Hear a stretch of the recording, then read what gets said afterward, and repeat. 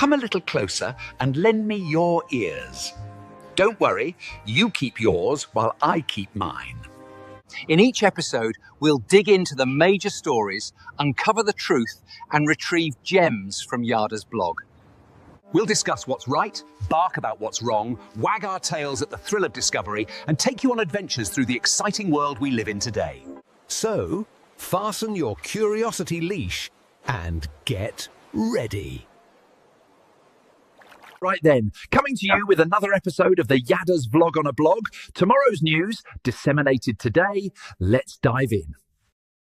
Oh, we are in luck. We have Roger B. with us along with Kevin, because we're going to begin today's story with a very deep dive. And the deep dive is, see that fellow with his face all blurred out?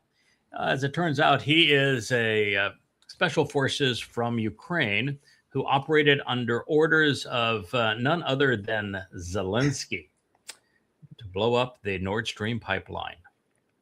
And they've got him absolutely dead.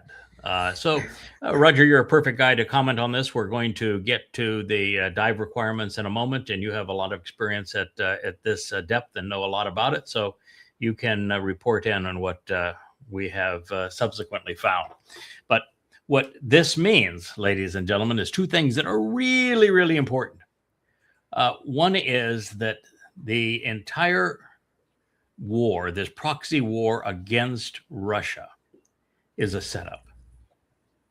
And this occurred before the war began, and it was the Ukraine government that orchestrated the destruction of the Nord 2 pipeline, which would have been able to provide inexpensive energy to Europe and keep that continent's economies going, and to promote this myth that it was Russia that was the aggressor, as opposed to the truth, which is that the United States using Ukraine as a proxy. Zelensky was the one who gave the order to blow up the pipeline. Now, that also means that not only is Zelensky willing to lie, because he has repeatedly and continues to blame the Russians for doing this when he, in fact, did it. So you can't trust anything that comes out of the man's mouth, which should have been obvious to everyone. Also, that the first act of war, this is a criminal act of war. It's a war crime, that the war was initiated not by Russia, but by Ukraine, and that changes everything. And next, it means that the grand liberal poobah of journalism, Seymour Hersh, was wrong. He got played when he claimed it was Joe Biden who authorized this in American special forces. He got played. So that's pretty embarrassing for him. And it's also exceedingly embarrassing for Europe. What in the hell are they going to do now that they have cast this false scenario that Russia was the aggressor when the war was started by Ukraine? Their economies were tanked by Ukraine, and subsequently they've been getting billions of dollars to further destroy their economies while putting themselves at the precipice of world war against Russia, which was instigated by Ukraine. How do you deal with that? Now, if you're Europe, right? And oh, by the way, this bum there on the cover that was all fuzzied out, they call him K. We'll go and reveal his full identity, but he was an armed participant in the regime change operations that were deliberately sponsored by and attended by, armed by the United States to overthrow the pro-Russian government in Kiev of Ukraine. He was an armed participant in them. It even undermines this peaceful notion of a popular uprising, yes, to throw off a tyrannical government. It's all a lie. Everybody's been lied to. Can people finally get out of their stupor and realize the entire Ukraine war is a United States operation at regime change to go kill some Ruskies so they can control Russian assets, and that every aspect of this war as it is presented by everybody in power in the United States and the journalistic community is rubbish. Let's read the account because this is just delicious. A Ukrainian soldier has been charged in relation to the explosions which crippled the Nord Stream gas pipeline in the Baltic Sea in 2022, before the Ukraine-Russian war began. German federal prosecutors have filed charges against the Ukrainian Serhiy Zhusnitsov, who is just known as SK. He was detained in Italy on a German arrest warrant in August 2025 and extradited. That was a year ago. They have known for certain that it was a Ukrainian operation that took out the Nord Stream pipeline, that was a war crime that initiated the Ukraine-Russian war. They've known it for a year. You might say, well, you just read this was nothing but a arrest warrant and charges have been filed. Wait till you hear what the evidence is before you go there. 50-year-old Ukrainian soldier from Kiev is accused of leading a team, and some say it's 5 besides himself, some say 6, some say 7. But let's say 7 accomplices in the operation which destroyed 3 of 4 key Nord Stream gas pipelines in the Baltic Sea in September 2022 on orders of Vladimir Zelensky. The pipelines, of course, transported Russian gas to Europe, and because of Biden wanting to sanction Russia for a war that the United States instigated, they were sanctioned, and therefore there was no gas in the pipelines at that moment. Serhiy Zhusnitsov is accused of attacking civil energy infrastructure, which is a war crime under the International Convention, as well as causing an explosion and destroying infrastructure. Boy, old Donald, he's going to serve some time in jail if he's ever tried, because that's what he has done. According to reports, investigators discovered that Serhiy K. led the sabotage team and was in command of the sailing yacht Andromeda, which the attack was carried out. Investigators reportedly discovered traces of the military explosive HMX and RDX on Andromeda. Oh, that's pretty indicting, isn't it? And at that depth, HDMX is probably the weapon of choice. Of Serhiy Kuznetsov's 7 alleged accomplices, one has already died, having been killed during the war in Ukraine. The evidence against the defendant is reportedly overwhelming. For instance, SK is alleged to have incriminated himself in an intercepted phone call made while in custody in Italy pending extradition. I did it. But don't let me go to that Germany. They're going to be mad at me for having done it because that destroyed their economy. And now the economy of an entire country is ruined because of what I did. Don't send me to Germany because of what I've done. You know, Ukrainians are evil. I mean, it's just the fact is, if you trace Ukraine's tendency to abuse Jews, it was far worse than Germany, far worse than the Nazis. You trace their belligerence and graft, which I've done for 25 years. They're really scum. This is a country where I'm not going to say every person is scum. I'm just going to tell you that it has the scummiest reputation of any country in Europe. And this fellow is a great example of it. According to the findings, SK and his accomplice, a skipper, an explosives expert, and 4 deep sea divers. Boarded the Andromeda in the port of Wiek in the German island of Rugen no later than September 8th of 2022. The vessel had been chartered for several weeks by a Ukrainian company. And guess whose fingerprints are on the documents for that charter? Old Sergey. Mm-hmm. Mm-hmm. The team reportedly, that's not some things I know in the journalistic world, they like to say reportedly. This is not reportedly. The team attached 4 explosive devices equipped with time-delayed fuses to the gas pipeline on the seabed near the Danish town of Bornholm at depths up to 80 meters. 80 meters, 262 feet. My math is correct. That's in salt water. That's about 8 atmospheres. Would that be correct, my good friend Roger and deep sea hard hat diver? Well, an atmosphere is 33 feet. So 32 feet and salt water, 33 feet in fresh water, what they say, right, correct? Right. Pretty close, yeah. That's a good rough rule. Okay.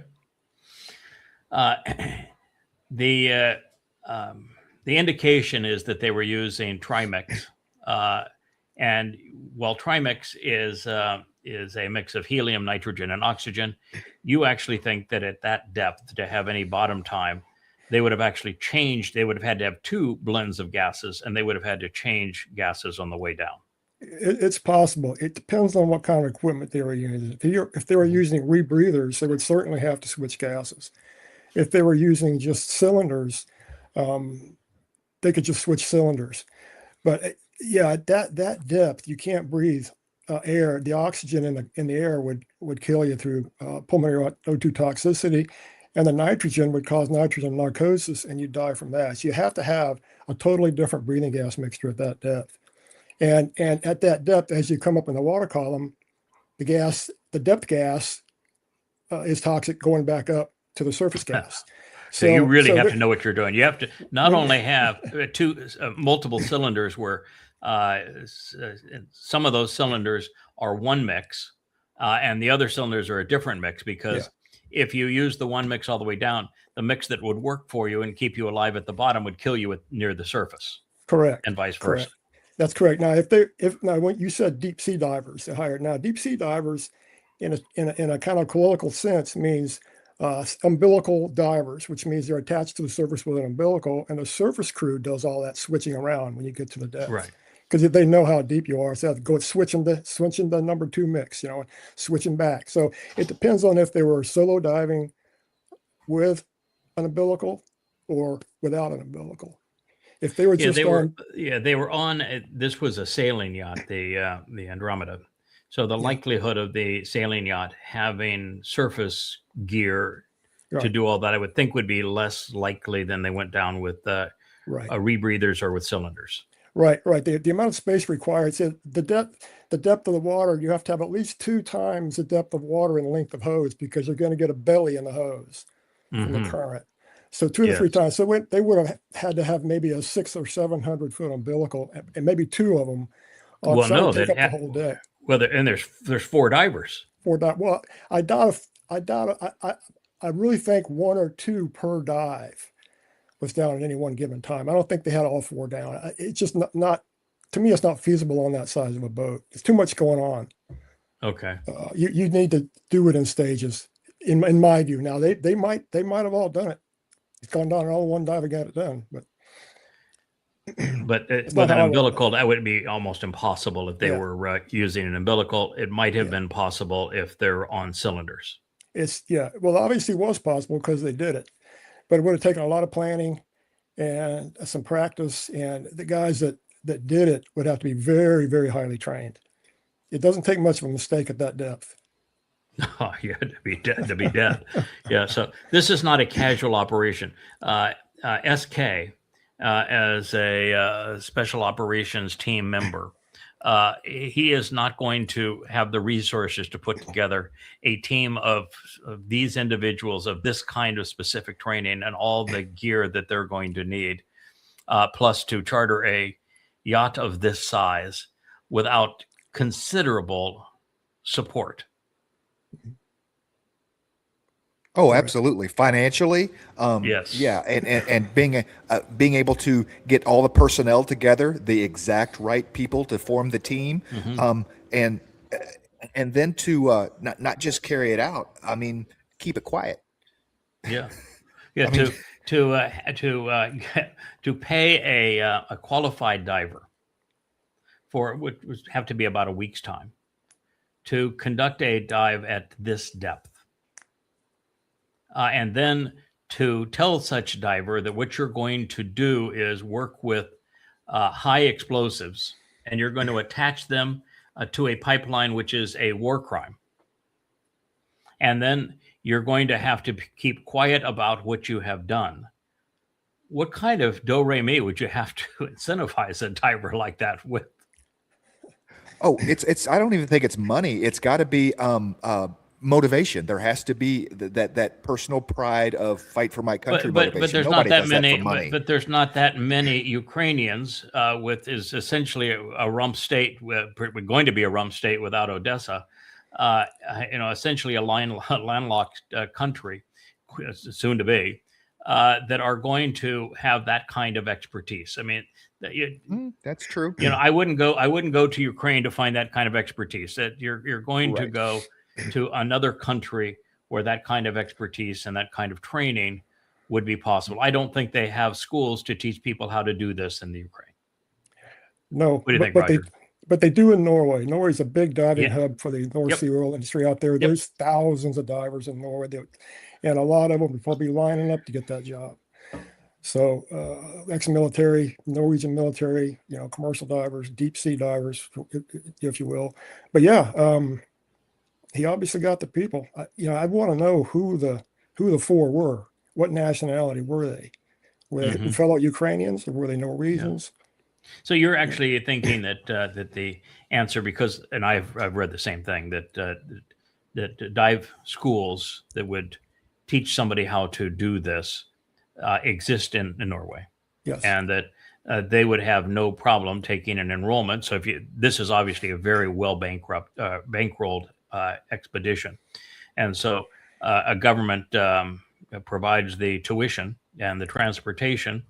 And the soldier, they're going to train them. Yes. Yeah, Correct. so it's just a matter of money.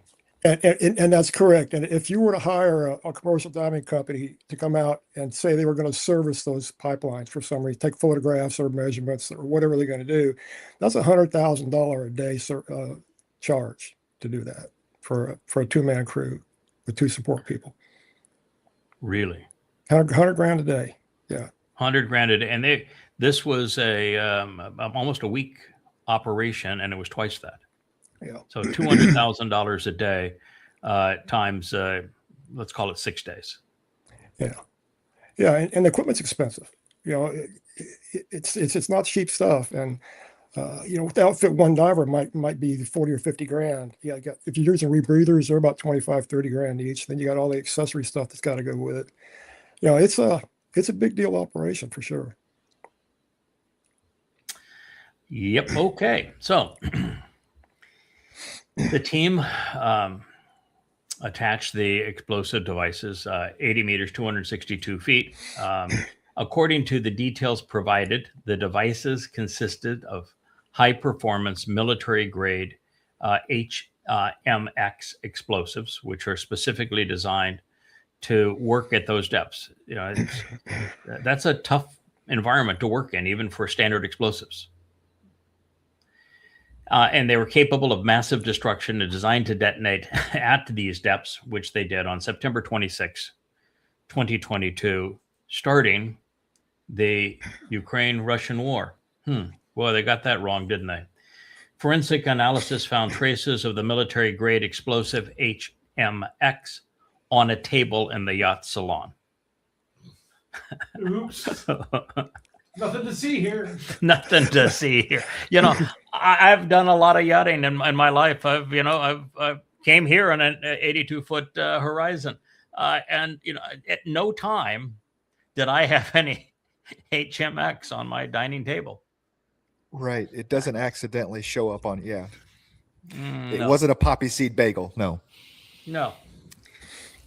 This was in the salon, so this was in the living room of the yacht. Coffee table book, seashells, a glass of wine, or HMX, which is your preference today. DNA and fingerprints. They found Sergei Zutnitsov's DNA was on a glass in the yacht salon. I got HMX on in the salon. I've got his DNA on a glass in the salon. Do you think they got him? I don't think they thought that through very well. Oh my goodness! And again, it goes right back to Ukraine. America is using Ukraine as cannon fodder to go attack Russians, and they picked people that are like to do this kind of thing and are really shitty at it. I mean, they'll do it, but it's like this guy. What a clown! So his DNA was found in a glass on the salon, and his fingerprints were discovered on the rental agreement for the yacht. I want to rent your yacht, September is a really crappy time in the Baltic Sea, so I know it's not booked, but I want to rent your yacht, and I'm going to celebrate with a little high explosives and nothing to see here. Okay. Fingerprints was on the rental agreement. Prosecutors allege that he had a 5-person team, 6 total as opposed to 7 total. That's the only discrepancy, and maybe the one is the one that's already dead. State orders. The indictment states that the group acted on the orders of state authorities in Ukraine. While they did not name the specific leaders in the initial charges, a Wall Street Journal report citing U.S. intelligence claimed that the operation was initially approved by President Vladimir Zelensky. Amazing, huh? The little cokehead I tell you what, fired the first shot in the war.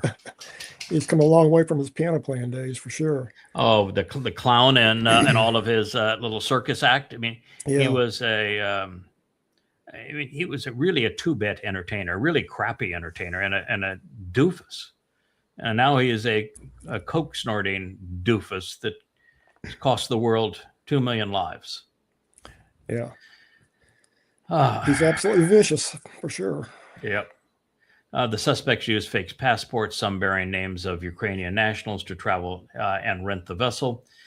Ukrainian government, of course, denies all involvement, calling the accusations a Russian fake. So just anytime you read anything that is claimed by Ukraine, toss it away. By the way, it was my wife who came to my office. This is a German investigation, correct?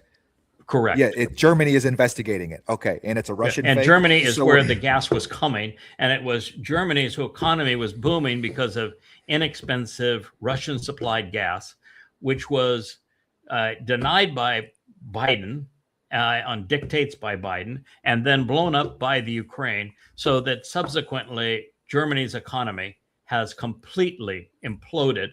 Even their major automobile companies, like Porsche, is just gone. I mean, gone. Mercedes-Benz is almost done. Yeah. They have destroyed their economy over this. I mean, this in Germany ought to be like a shot to the heart. I mean, their economy has been destroyed over a lie that Russia initiated the Ukraine war when it was a Ukrainian that initiated that war, and that Germany's economy was tanked in the process. Yeah. Right. I mean, this is such a cold shower to anybody who has bought into bad Putin. Right. Yeah, I just Agreed. don't understand how he can say it's a Russian fake. It's fake Well, Russian propaganda, right? Yeah, that When Russia's going to it's blow up their own literally pipeline. Yeah, they're going to yeah. blow up their own pipeline. Yeah, okay. Mhm. I mean, but people buy this stuff. I mean, 80% of Americans, when last polled, think that Russia was the aggressor, even when the entire evidence is so overwhelming that this was the United States plot going back 20 years to rent Ukraine, to attack Russia, to claim Russia's mineral rights. Yeah. Okay. Sergei Kuznetsov, also known as Sergei K, because Kuznetsov is hard to pronounce, also called Zorky. I like Zorky. Mhm. Oh, I'll call him Zorky. This says he's a 49-year-old Ukrainian as opposed to 50. He is a military officer and he is an intelligence operative. Born in 1976 to a military family, Sorky grew up in Zhytomyr. He has a military education. His entire family was military. He entered the military academy there, which was the last of the Soviet recruitment centers in the Ukraine. He attended the Institute for Personal Training in the Security Service. Special, this is all spy stuff of the Ukraine. An institute that taught him foreign languages and international law. So he's going to know all about the fact that blowing up energy infrastructure is a war crime. He served as a student group commander alongside a fellow named Roman Chervinsky. Roman Chervinsky became his commanding officer. And he is, by all reports, the mastermind behind the Nord Stream operation, the one who got Zelensky to approve it.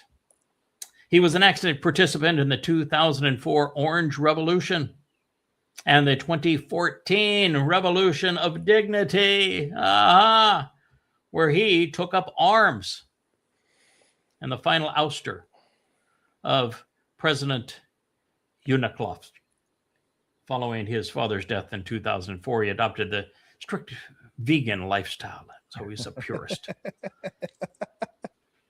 That Revolution of Dignity in 2004 was funded by the United States. It was inspired by the United States. The CIA wanted regime change because they wanted the IMF to be supplying the loans because Ukraine doesn't function on its own.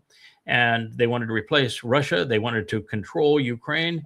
And this goes all the way back to George W. Bush, as they said, we're going to force Ukraine to become part of NATO and destabilize Russia as a result of this.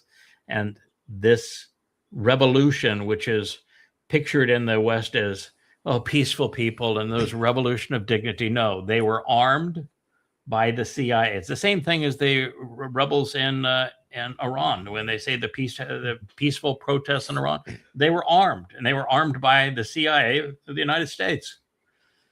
And at the time this was happening, you had the undersecretary of the U.S. State Department on phone calls talking about how they were going to replace that government. You had John McCain there with champagne glasses overlooking the riots and celebrating them. Now, the Russians even published the conversations between the U.S. State Department officers and bragging about how they were overthrowing the popularly elected Ukrainian government. That's this revolution of dignity. I'm sure the CIA came up with that name. This was a CIA op at regime change that caused the lives 2 million people to be snuffed out and destroyed. It's going to end up destroying Europe and certainly going to destroy Ukraine. And he was part of that, wrapped up in all of it. Military service began during the Russian-Ukrainian war in 2022, February of 2022. He rejoined the military. He initially served in air defense unit defending Kiev before transferring to the Special Operations Forces He was a spook. Command in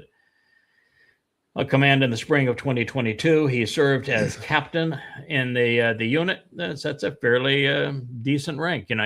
Captain in the Navy would be exceedingly high, and a captain in the Army is a middle rank. So it depends on what their rank system is as to whether or not that's very high rank or middle, but definitely an officer. So Seymour Myron Cy Hirsch of the New York Times, you got played. You were wrong. Makes you wonder who he's actually writing for. Yeah. Because everybody respects him. Yeah. So let's... You got that one wrong, man. That was his big claim, that it was Joe Biden that had done this and U.S. Operatives that carried it out. And no, it wasn't that at all. It was Vladimir Zelensky. The first shot in the Russian-Ukraine war was not fired by the Russians. It was fired by the Ukrainians. What I find interesting about this, well, first of all, it's a German investigation, okay, which tracks. This is a rented boat, and we're just now. This guy was just arrested, right? So this a year ago. He was arrested a year ago. A year ago, which still puts us in 2025. Yes, he was.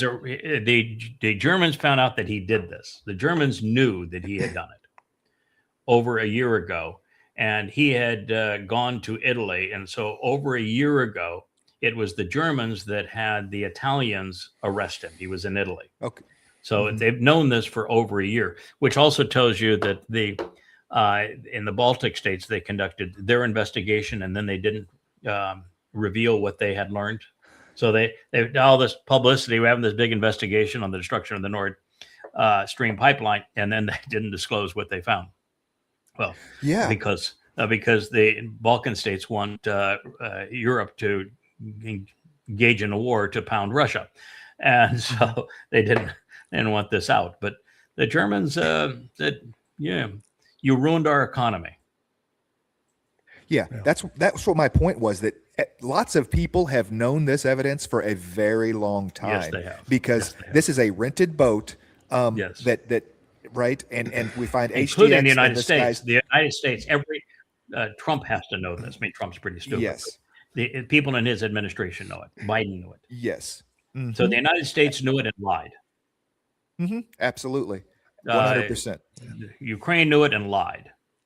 The Balkan states knew it and lied. And because of this investigation, so did the head of every European country. They knew it and lied. Mertz, you are done, pal. You are just done. Goodbye. They secured this evidence within days of the Nord Stream pipeline, of the explosion. They had to have secured this evidence within days, because otherwise right. That's true. So that means that to have his DNA on the glass, to have his DNA and fingerprints on the rental document, to find the TMX explosives on the salon table, there is no chance that there was any lag time between the September 2022 blast and the subsequent finding of all of this evidence. They knew it. They knew it immediately afterwards, and have funded a war that has killed 2 million people as a result of perpetuating a lie. Right. That ought to take, if you were, Donald Trump should be impeached over this. Joe Biden should also be arrested, even though he's senile, and there should be consequences for this. U.S. High Military Command, same exact situation. Zelensky should be done. The war should be over. Apologize to the Russians. Build back the damn pipeline. End the war. Stop fueling the Ukraine. Disband the CIA for starting this whole mess.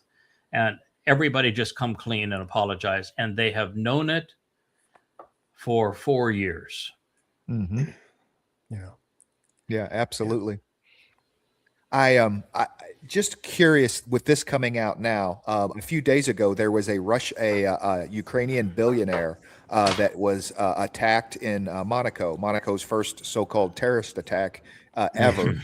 Someone left a Monaco, right? I mean, this is a nice place. Someone left a backpack bomb on this Ukrainian billionaires who had fled Ukraine. He was a real estate guy, real estate holdings or whatever, but definitely someone would had the means to launder the funds from a state operator to a non-state operator. When it's the president of the country that is approving it, and his special forces that are carrying it out.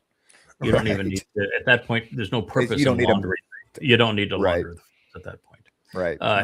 But yeah, Monte Carlo has become the hangout for the Ukrainians who have been standard Ukrainians with all manner of graft. About 30% of the money that Europe and the United States gives to Ukraine to go kill Russians is stolen. And it's invested all over Europe and particularly in places like United Arab Emirates and Qatar and places like that. And they're driving around in multi-million-dollar cars and living in multi-million-dollar penthouses and multi-million-dollar yachts. This whole thing has funded a lot of cocaine, a lot of yachts, a lot of fancy cars, a lot of villas around the world. Zelensky included. The whole West has been played for a fool by this. Oh yeah, it's a shakedown operation for sure. I saw the same article.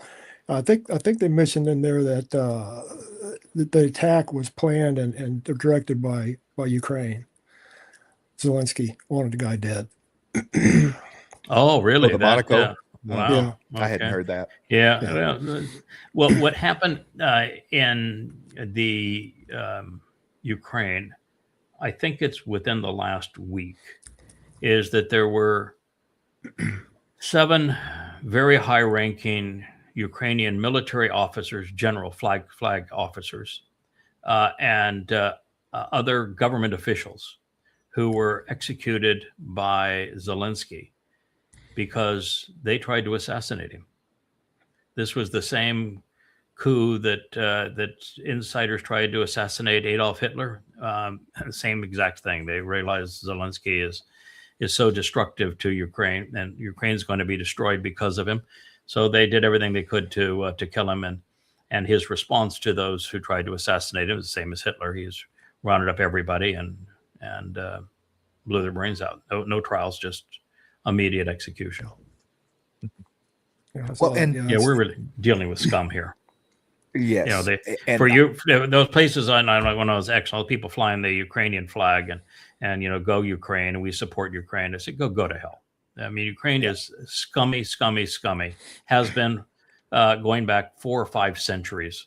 And it is the worst in terms of anti-Semitism and carrying out torturous events, throwing little babies against walls in front of parents to crush their skulls and in killing thousands of people at a time. It was the worst massacres during the Holocaust, and the Ukrainians themselves carried them out. And it was it's just a hideous country. That's why Putin doesn't want any part of it. He wants to protect the ethnic Russians in the east and in the south.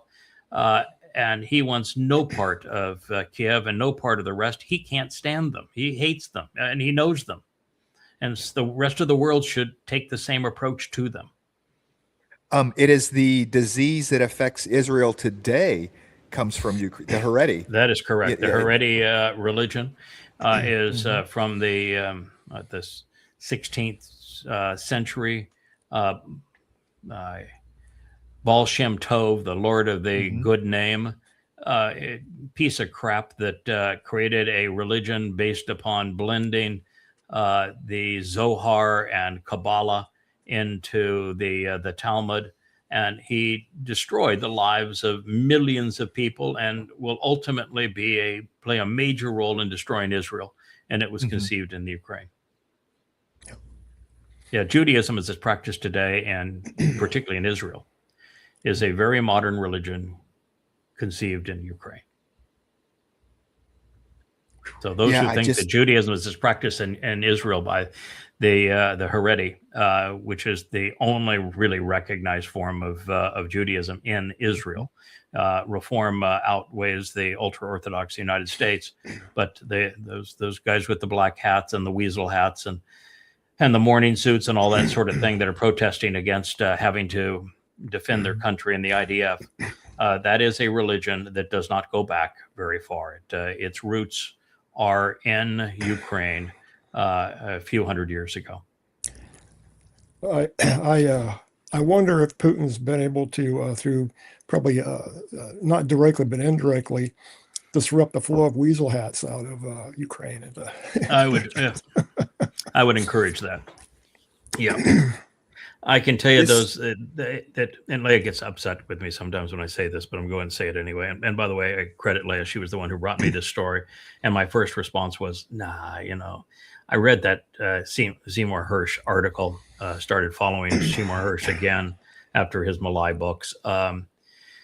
And he was, when he accuses somebody who is of his political persuasion, and he's a Marxist, then you have a pretty good indication, as much as he loved Biden, because Biden was so liberal, that he would not have reported all of these insiders to carry that story. So I said, nah, I just don't think it could have been it. And I know my other issue is that Ukraine is essentially a rump state, and this was much too difficult a dive to have been done by amateurs. It sounds like a military operation and really highly trained operatives and a ton of money in this particular case. But the CIA was funding Ukraine tons of money, and they would have had their special services team trained in Norway, and they rented a boat and got her done. So the reports are right. I mean, the evidence here is overwhelming. And this almost seems like for lack of a better term, olive branch to Russia, as far as Germany saying, hey, look, and we're releasing this information, not keeping it silent, so that our public can know, and that we can start forming this gradual public opinion against this Ukrainian war. Hey, we were all fooled. Ukrainians bad. Let's just close up shop and let Russia, and well, leave, the trouble with Ukraine that, of course, alone. is that Merz has been the worst of the trilateral heads of Europe, calling for European war against Russia. So that works against that. The second part is that you would think it would be an olive branch in the sense that there was the assassination attempt on Zelensky this week, and this is enough to call Ukrainians, any decent Ukrainian at this point, has got to say, oh, what scum we are. We started this war. And it completely undermines any argument of Russia started the war. No, the war was started by Ukraine, but instigated by the U.S. And this particular guy was armed as a participant in the revolution that was funded by the U.S. State Department and CIA. So the cat's out of the bag, man. Deal with this reality. Stop this damn war. Stop supporting Ukraine, and bring it to a close before Russia nukes Kiev and then begins to nuke Europe. You lied, and I mean, the fact that they have known for all of this time and continued to lie against Russia. What does it say about that the two blondes that blabber against Russia at the European Union head? It says that they're all just lying scumbags. So, I mean, and Merch, this has to be the end of him. Has to be the end of Zelensky. You'd think. Has to be the end of Macron. All of them. Yeah. You can't deal with this any other way. The evidence is undeniable. It's Ukraine that started the Russian-Ukrainian war, and you've known it for 4 years, and you've lied about it. And 2 million people have died, and you bankrupt your economies. It's a man. It's a bitch here, man. This is a tough one. It's tough. The Nord Stream operation. looking at it from a broadly that I do sometimes, it was a sloppy operation. In This my was, view. yes. And an ordinary 2-bit household break-in artist thief knows better than to leave fingerprints all over the place when he breaks into something. So I think they got lucky, and with it could have gone bad just as easily for them. It could have lost all the divers. Yes. But it succeeded, and that that toppled over another domino. Yeah, except they got caught immediately afterwards, and the world lied about it. Yeah. I mean, there's no chance when they got caught immediately after, which it had to be because of the accumulation of this evidence. Yeah. There is no chance that the U.S. didn't know about it and that the heads of European states didn't know about it. Absolutely. With the amount of Russian activity that takes place in the Baltics, with the amount of the other navies that takes place in the Baltic Sea, right? You're telling me that they can't roll back satellite tape and see we know where the Nord Stream was blown up. Okay, we know what day it was. They can't roll back satellite tape and see what floating vessel was setting right on top of. It was probably blown up. It was timed fuses, so it was blown up a week after they set the fuses, so they get out of Dodge. The Russians, though, have stated that it was a Ukrainian operation from the beginning, so they knew that this was the case. But the Russians were wise not to interfere with the collection of evidence, because they would have been accused of planting it. Right. Well, pipelines like that are relative in that shallow water like that. They're relatively easy to repair. Pipeline repair barges working around the world all the time. The fact that no repairs have even been attempted is Putin's kind of jab. Well, we're not going to fix it. You want to fix it yourself. That's right. So, yeah. And part of it is that the United States is a bully. And the United States told Germany, you're going to ruin your economy over this, but you're going to obey us.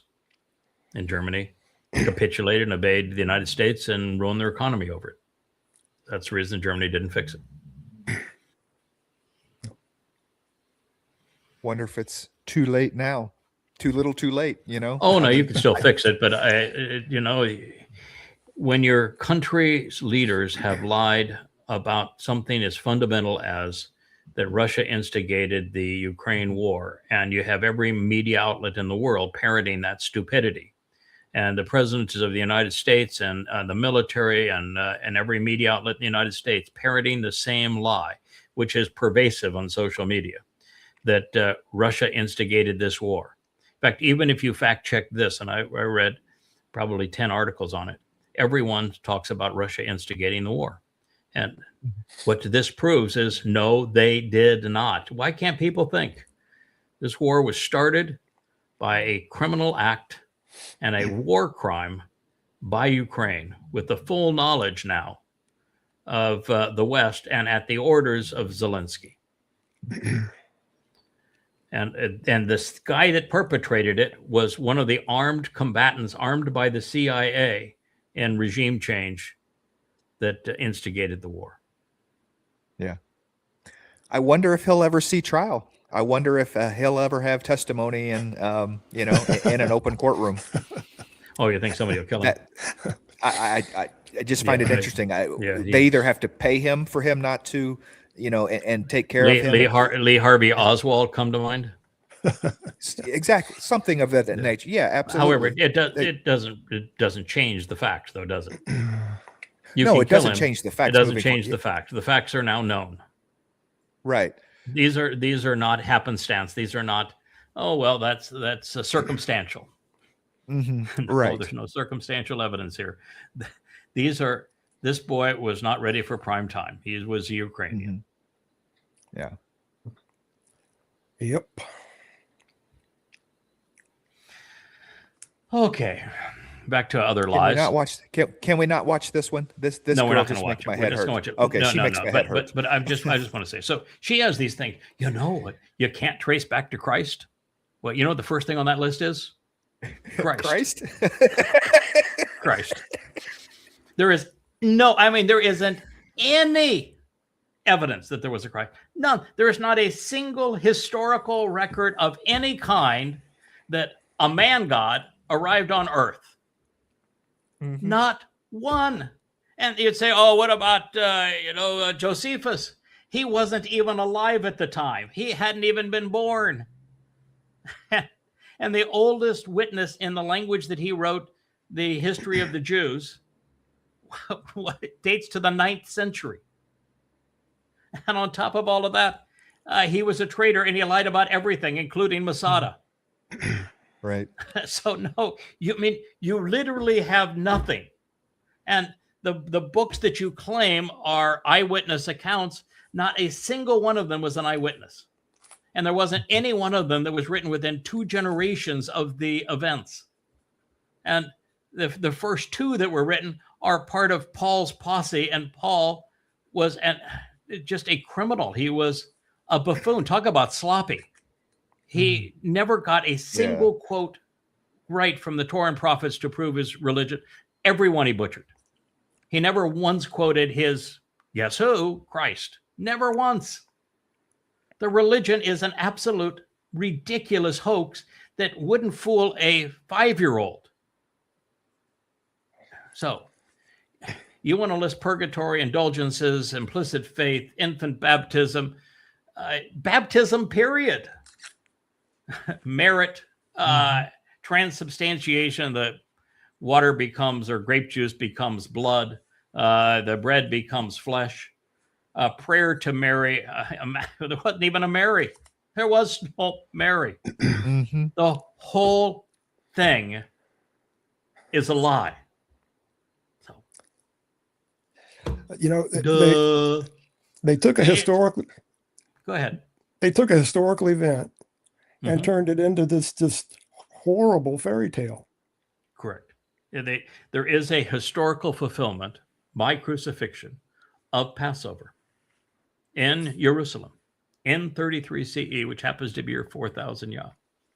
And there are eyewitness accounts of exactly what occurred, written 1,000 years before it occurred, that specifically describe the pain and death by crucifixion 600 years before crucifixion existed and 700 years before Rome existed. And it was written by Toad, the man who endured it, because it was written in first person. So the lie that is Christianity is so pathetic.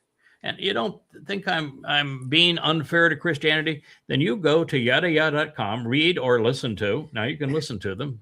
We have talking books that are real page turners. Go to the books, go down to Twistianity. There's 5 volumes. You can listen to them. You can read them. They're all for free at yadayah.com.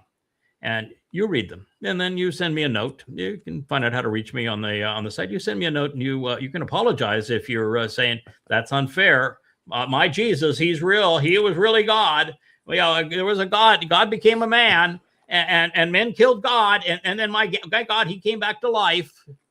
Oh, what a bunch of nutcases. It's nothing but the product of identity theft. Mostly of David, who was the actual Messiah, chosen one, and king who actually fulfilled Pesach through crucifixion, and the rest of it is Dionysus. Yep. And Amazing. the author of the first 14 books and the one who inspired the next 3, Paul, admitted to being demon possessed. He was a buffoon.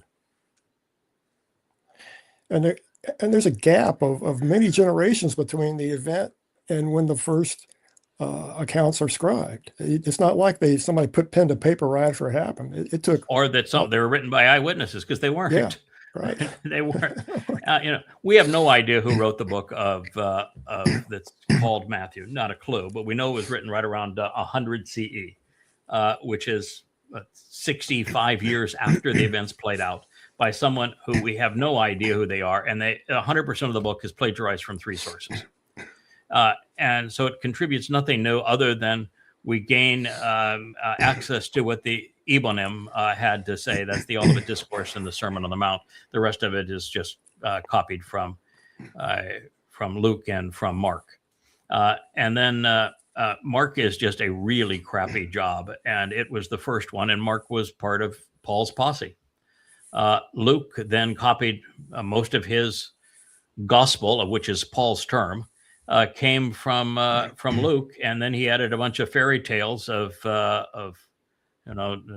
dancing fetuses and all kinds of other just unbelievably stupid fairy tales. The whole thing is rubbish, and it's exceedingly easy to disprove. And those books, the two first gospels, to use Paul's imaginary term, where he said, if there's a gospel from heaven and I have my gospel and they differ, then my gospel is right and heaven's gospel is wrong. So said the demon-possessed man. They were written 2 generations after the fact by non-eyewitnesses who weren't even in the country at the time. And Paul didn't invent Jesus until 52 CE. All right, so the book of Enoch. First of all, we have to be thankful for one thing. They got the name wrong.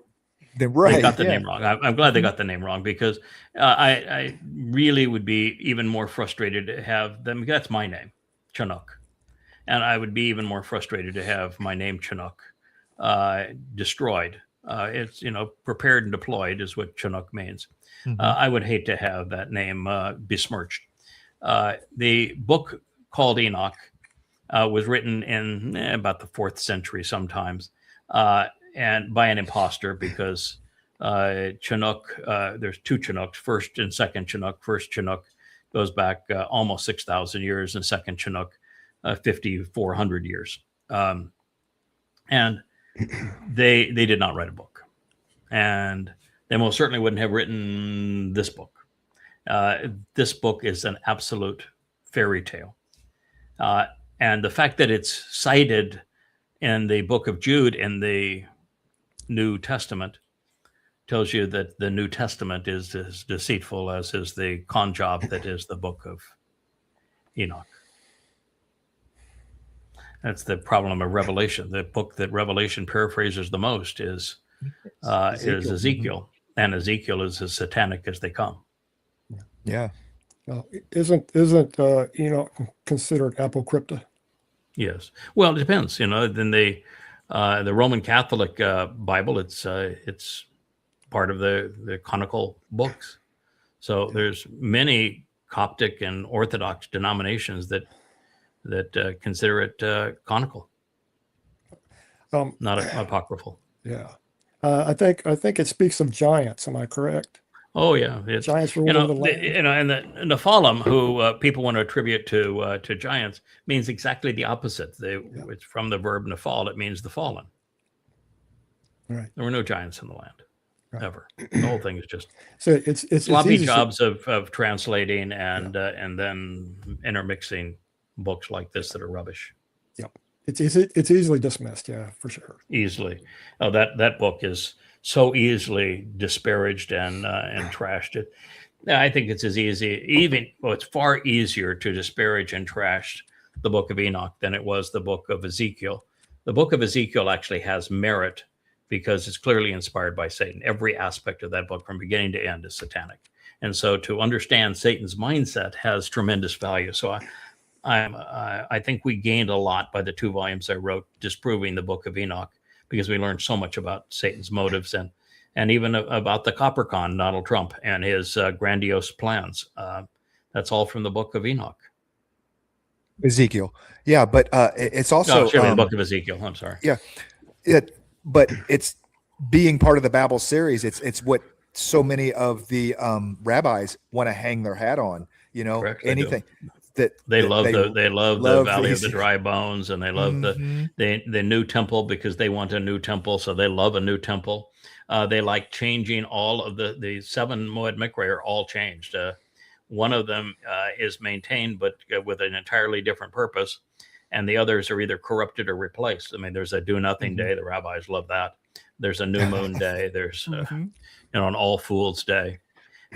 It just so rabbinical that it was fun to trash it.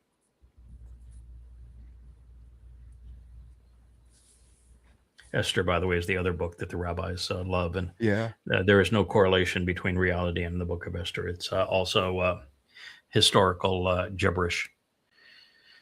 All right, so he wants to know: is it wrong to disobey God's diet laws? Well, I'm gonna go in and eat some baby back ribs.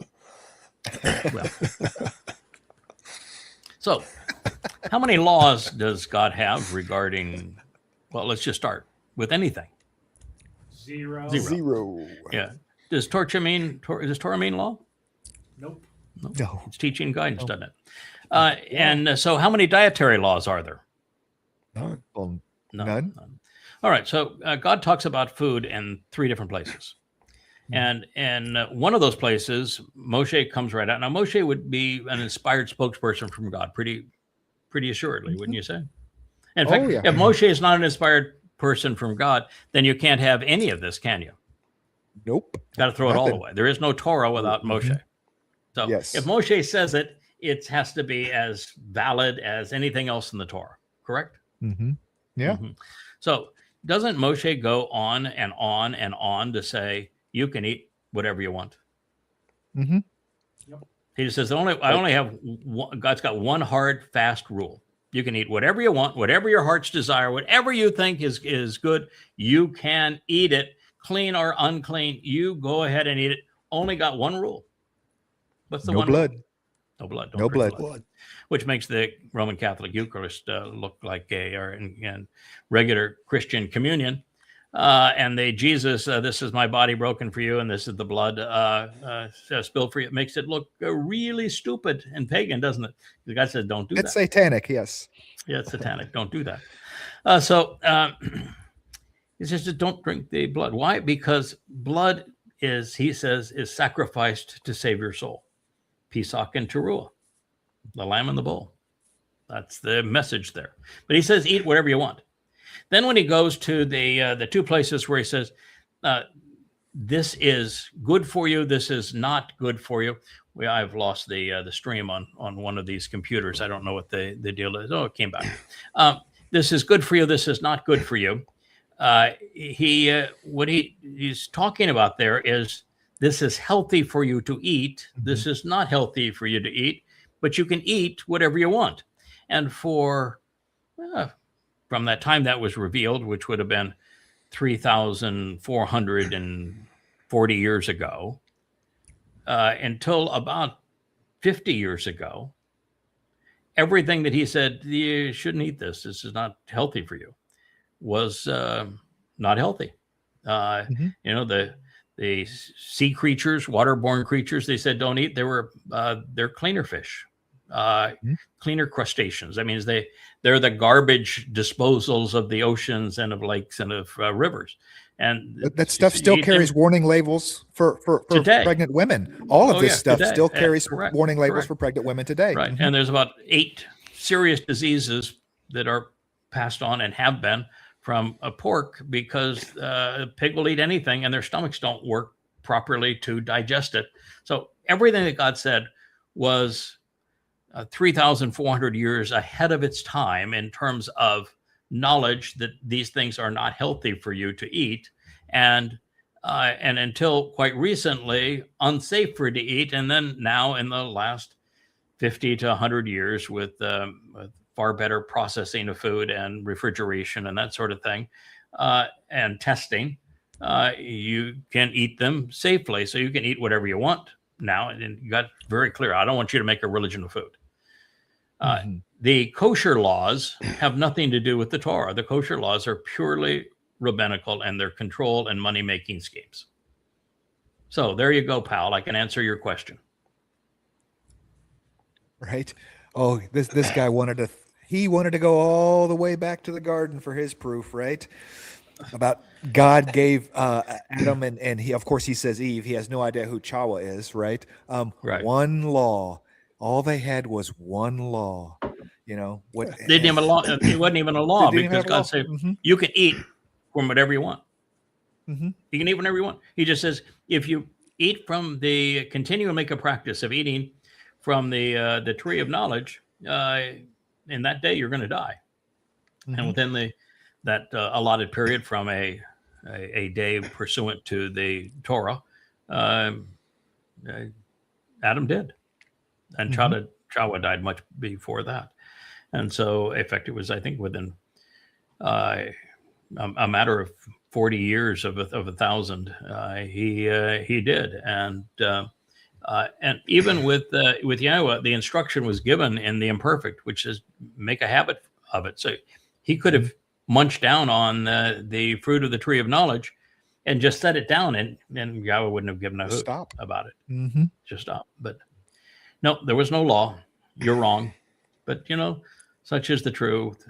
Case with everybody who professes religion, and so you don't have a Torah class there, Mr. Merritt Island, Florida. You're just making a fool of yourself, and you're embarrassing yourself, and you ought not do that.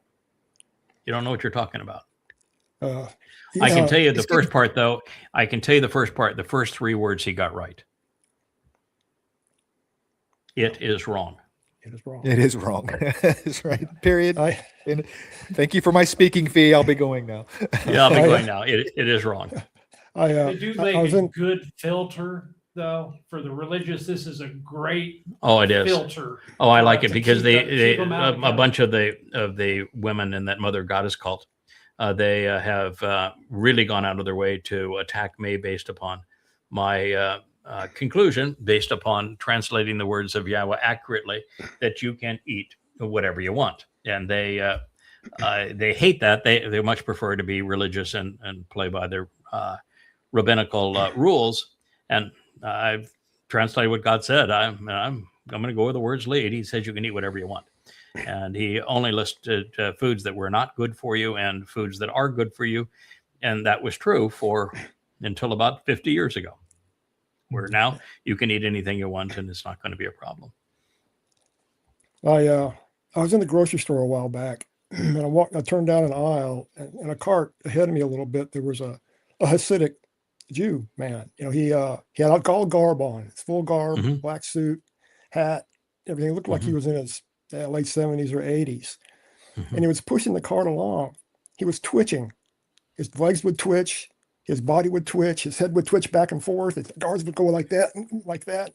I'm like, is this guy having a stroke, or is this some kind of ritual? I don't know. It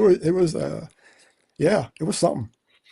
Yeah, my view is, and that's what I said. Lay gets mad at me when I say this, but the people that creep me out the most, if I were, I have a more disgusted reaction to seeing Haredi men dressed in their, whether it's their weasel hats or their black hats and their morning suits and their little curly cues and their boxes on their heads and on their arms and all of this kind of thing. I'm more repulsed by them, and I think they were a greater threat to Israel than anyone else. I'm disgusted by a woman in a hijab. I'm disgusted by a Muslim man. I know the nature of that religion. I know why everybody should be disgusted by all associations with Islam based upon what the Quran actually says and who Allah was and who Muhammad was.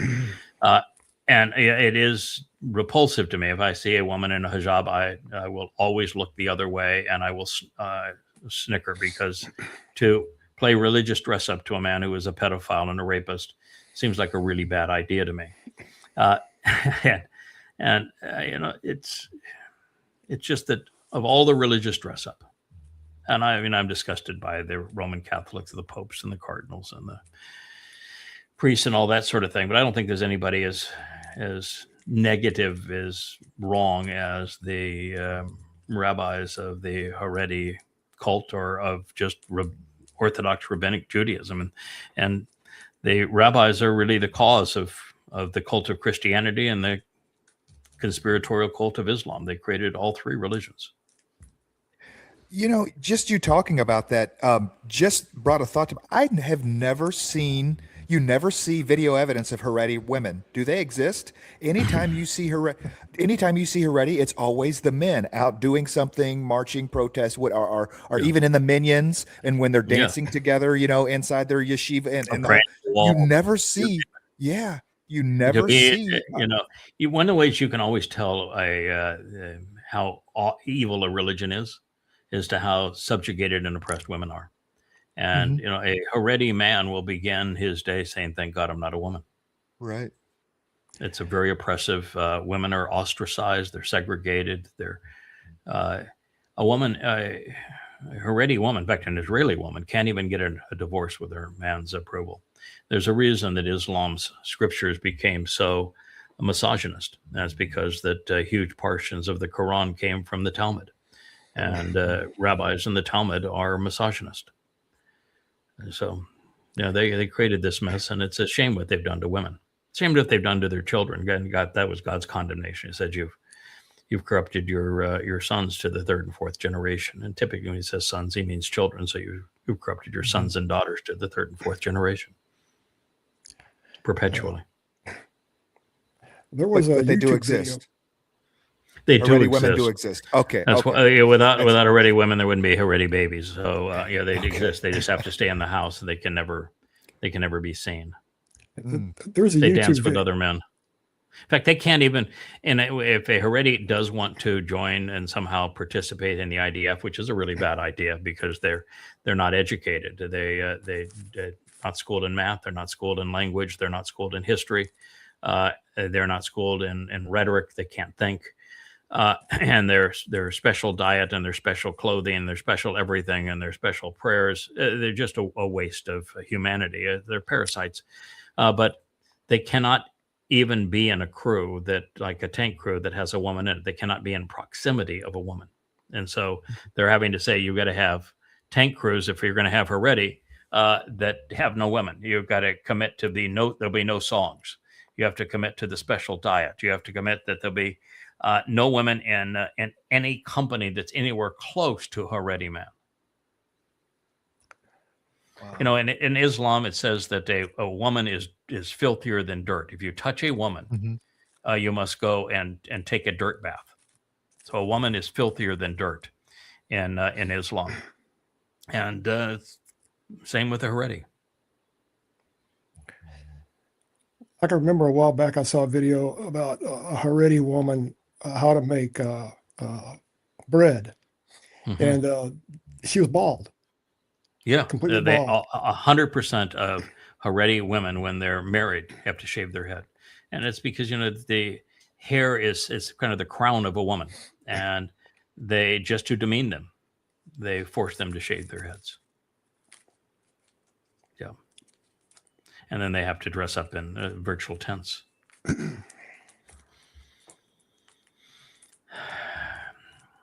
So this is a fellow who's not very bright, but he is brighter than the host. It's Tim Dillon. That don't take much. Yeah, that doesn't take much. I mean, this is Joe Rogan and Tim Dillon. That's the picture that they have on the front. It's monkey see, monkey do. Joe Rogan is just a very odd duck. He is. If you try to listen to him, he is clearly not a very bright man. He's not well read. He's not well spoken. And so what he does is he tantalizes his audience by conspiracy. And his favorite conspiracy now is blame the Jews. And it's because he doesn't want to be blamed for anything. He's doesn't have the force of personality, for example, of an Alex Jones that will spew his own conspiracies. What he does is he has somebody sit in the other chair and he lets the person in the other chair talk, and then he might chime in on occasion. And that's what this one is. This is a whole diatribe where Joe Rogan does his thing, and he introduces Jews in a negative way of saying that, prior to 10/7, I didn't know that Jews controlled America. And what 10/7 has to do with Jews controlling America, only Joe could tell you. But after the betrayal of Israel, and this is the thing that is so frustrating with the world. Just as I said, what we've just learned about the Nord Stream pipeline, and that the Ukrainians committed a war crime and began the war long before the Russians invaded.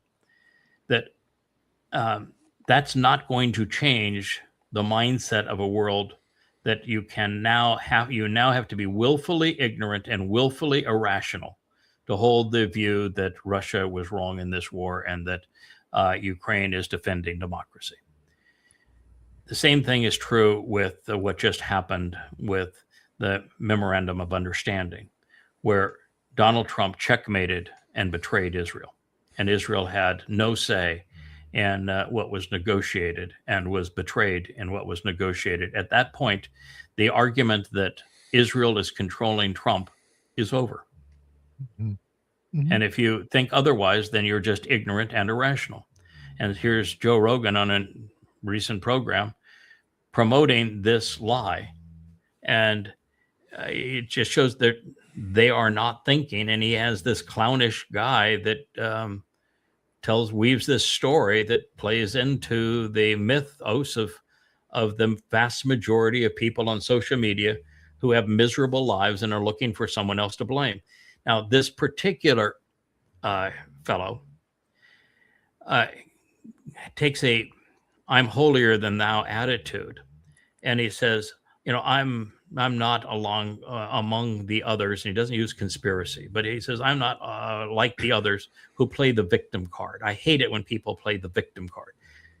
Conspiracy is all the victim card. That is what conspiracy is. It's I've been victimized. My life is miserable. And it's because of these other people who have made my life miserable. And it's typically blaming the Jews for making somebody's life miserable. That's the victim card. He says, I don't go along with that victim card. But then he goes and talks about how he's been victimized by the Jews. So I don't play the victim card, and I won't promote conspiracies unless, in fact, the conspiracy is by the dastardly Jews, and well, they've got it coming. Yeah, Joe Rogan, of all the things to bring up, it wasn't until 10/7 that I realized that Jews controlled everything. What happened on 10/7? Were the Jews controlling everything when Hamas came in and killed 3,000 Jews? Right. They controlled nothing. Now, there is a real problem when we're on this subject. There's a real problem with 10/7. And Israelis are beginning to scream because they know that Netanyahu worked them into a trap. And deep down, Israelis know now that it's checkmate and Israel as a independent Jewish state's done. There are no moves left. And the person to blame is not just Donald Trump, who betrayed them, who we told them was going to betray them 2 years ago, but also Netanyahu. And so now they want a thorough investigation of what happened on 10/7, because on 10/7, many things are apparent and nobody wants to talk about them. Mm-hmm. For example, there were the Shin Bet and the Mossad and the government itself in Israel had full copies of Operation Alaska Flood. They had the full pamphlet. They had it a month before the attack. They received a phone call from Egyptian leadership saying that it was going to occur days before it occurred. Very substantial numbers of the IDF personnel, lower ranking individuals that were along the fence line, told their superiors that there is evidence of a massive demonstration somehow and training for a mission that looks like it's going to try to breach the defenses here that's ongoing in the many days preceding 10/7. When 10/7 occurred at 6 o'clock in the morning, and they just ran bulldozers through the tank and cut the wall and started flooding in tennis shoes and walking into Israel. First wave was about 2,000. Second wave was 4 to 6 hours later with 2,000. And the third wave was 4 to 6 hours after that with 2,000. Israel didn't respond. They didn't launch the Apache helicopters. They didn't launch the A-10 gunships. They didn't roll any armored personnel carriers. They didn't bring in tanks. They didn't go to the border and make certain that no one was carried back as a captive into the border over a 12-hour period of time. Nothing. And it gets worse. They destroy the evidence of the crime. So they could never win the war of public opinion, because rather than promote and show pictures and evidence and have autopsy reports of what happened at the crime scene, they destroyed it all. They don't have it. The only thing we have is the GoPro cameras of the Islamic terrorists themselves who perpetrated it because they posted them online and the government couldn't confiscate it. But there's another problem, two of them, both of which I reported very early on. One was in the morning of 10/7. The reinforcements that should have been around the fence line in southern Israel near the border with Gaza had been withdrawn to support a religious ceremony that had nothing to do with the Torah. It's called Shimkat Torah, but it has nothing to do with the Torah. It's another day that the rabbis add to Sukkah, and they wanted to celebrate it, taunting the Fakistinians, so they did so up in Judea and Samaria. And because they were going to taunt the make-believe Philistines, they brought Army Reserve units up there, IDF Reserve units up there to protect them, so they were hours and hours out of place. The morning of 10/7, nobody even bothered to awake Netanyahu, and when Netanyahu finally wanted to respond, he was precluded from doing so by the judiciary. The Shin Bet and the Mossad, who had copies of the plans, never said, this is Alaska flood, this is what they're doing. We need to get all manner of personnel near the fences because their goal is to bring as many Israeli hostages across that border because of the power of the hostages to control us. It was never discussed. And here's the worst part of all. There is considerable evidence that many of the 1,200 Israelis that died on that day were killed by the IDF in friendly fire.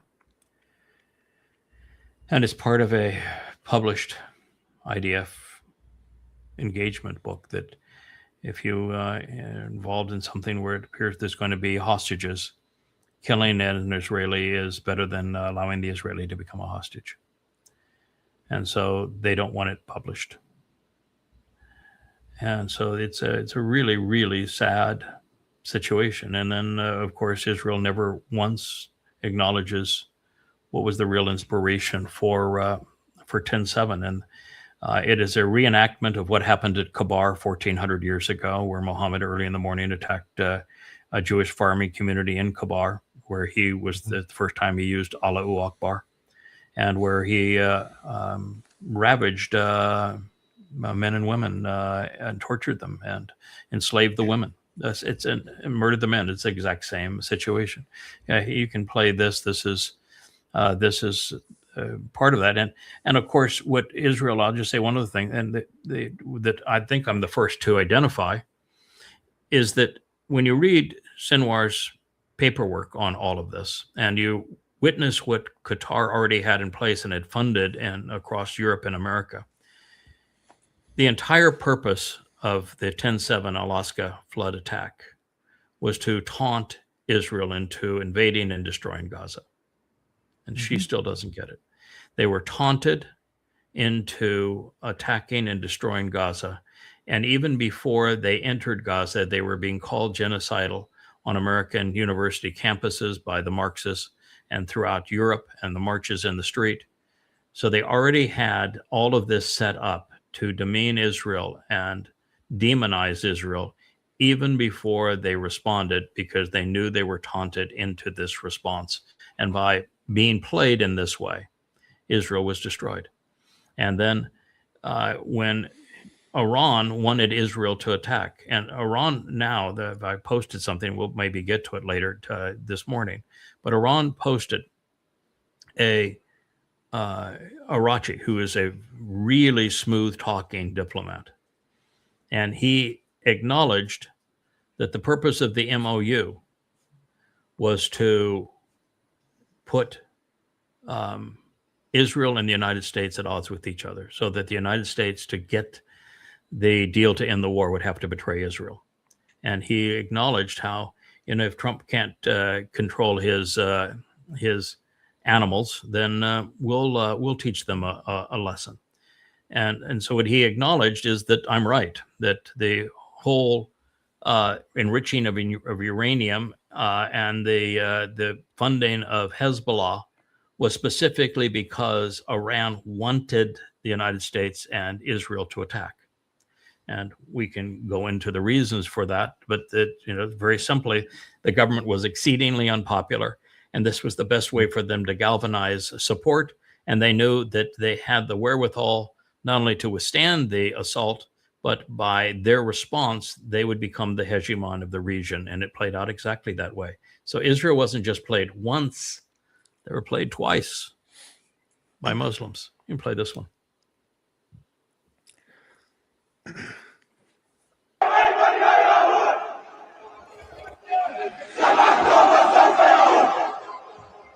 This is a video from a recent protest in Gaza, where you can hear people calling for another October 7th massacre on Israeli civilians. Almost 3 years after the October 7th massacre, there are still people who praise what happened and openly call for it to happen again. This is why the IDF continues to operate against Hamas, to dismantle its terror capabilities, protect Israeli civilians, and ensure that another October 7th massacre will never happen again. Listen carefully. You got played. I want to go a little further here. Let me. Okay. Oh, there we go. You got played. You got played. By invading and destroying Gaza, you destroyed Israel. The whole world turned on Israel because of what you did in Gaza. And literally, the whole purpose of October 7th was to get you to do that, and was to get you to try to take out Hamas. So when you see this and you realize this is a recent protest, that means that you are now insane to request what you're requesting. You want to continue a strategy that has turned the world against you and has not eliminated Hamas. And you want to continue it. That's insane. And you're not willing to acknowledge that that strategy is what caused the world to view Israel as the least desirable country in the world. And on top of all that, after all of this, you can't tie this to Khabar. You can't tie this to Muhammad and Islam, to the Quran and Hadith. And you don't recognize that the enemy is not Hamas, they're just a symptom. That the problem is Islam, and that you can't beat and defeat an enemy like this with bullets and bombs. You'll make it worse. And you're still not cognizant of the fact that if you wanted to render Al-Aqsa flood to be a negative result as opposed to a positive result, the thing you should have attacked was Al-Aqsa Mosque. You should have razed it to the ground. You had given the perfect opportunity and you didn't do it. To have this scheme by an Islamic organization called Al-Aqsa Flood, which is a Quranic slogan, take out Al-Aqsa Mosque to raise it to the ground as a consequence of what they did, would have turned the whole world upside down in terms of an understanding of just how demonic the claims Muhammad made about Al-Aqsa. The wild donk-ass ride to Jerusalem after let's talk about why that's there. A pedophilia and satanic verses. Muhammad got caught admitting that he spoke for Satan, that he admitted that Allah was just one of a bunch of gods and goddesses, and then he tried to contradict that with saying, would all of Allah's messengers speak for Satan? And then he was in bed with a 6-year-old girl, and to try to clear up the whole mess, he imagined that a winged ass came to take him from the Kaaba to Jerusalem, because you couldn't get to Allah by way of the Kaaba. You had to go to Jerusalem. And he imagined that he rode this donk ass to Jerusalem, and then he met in the temple that he didn't know had been destroyed 600 years earlier.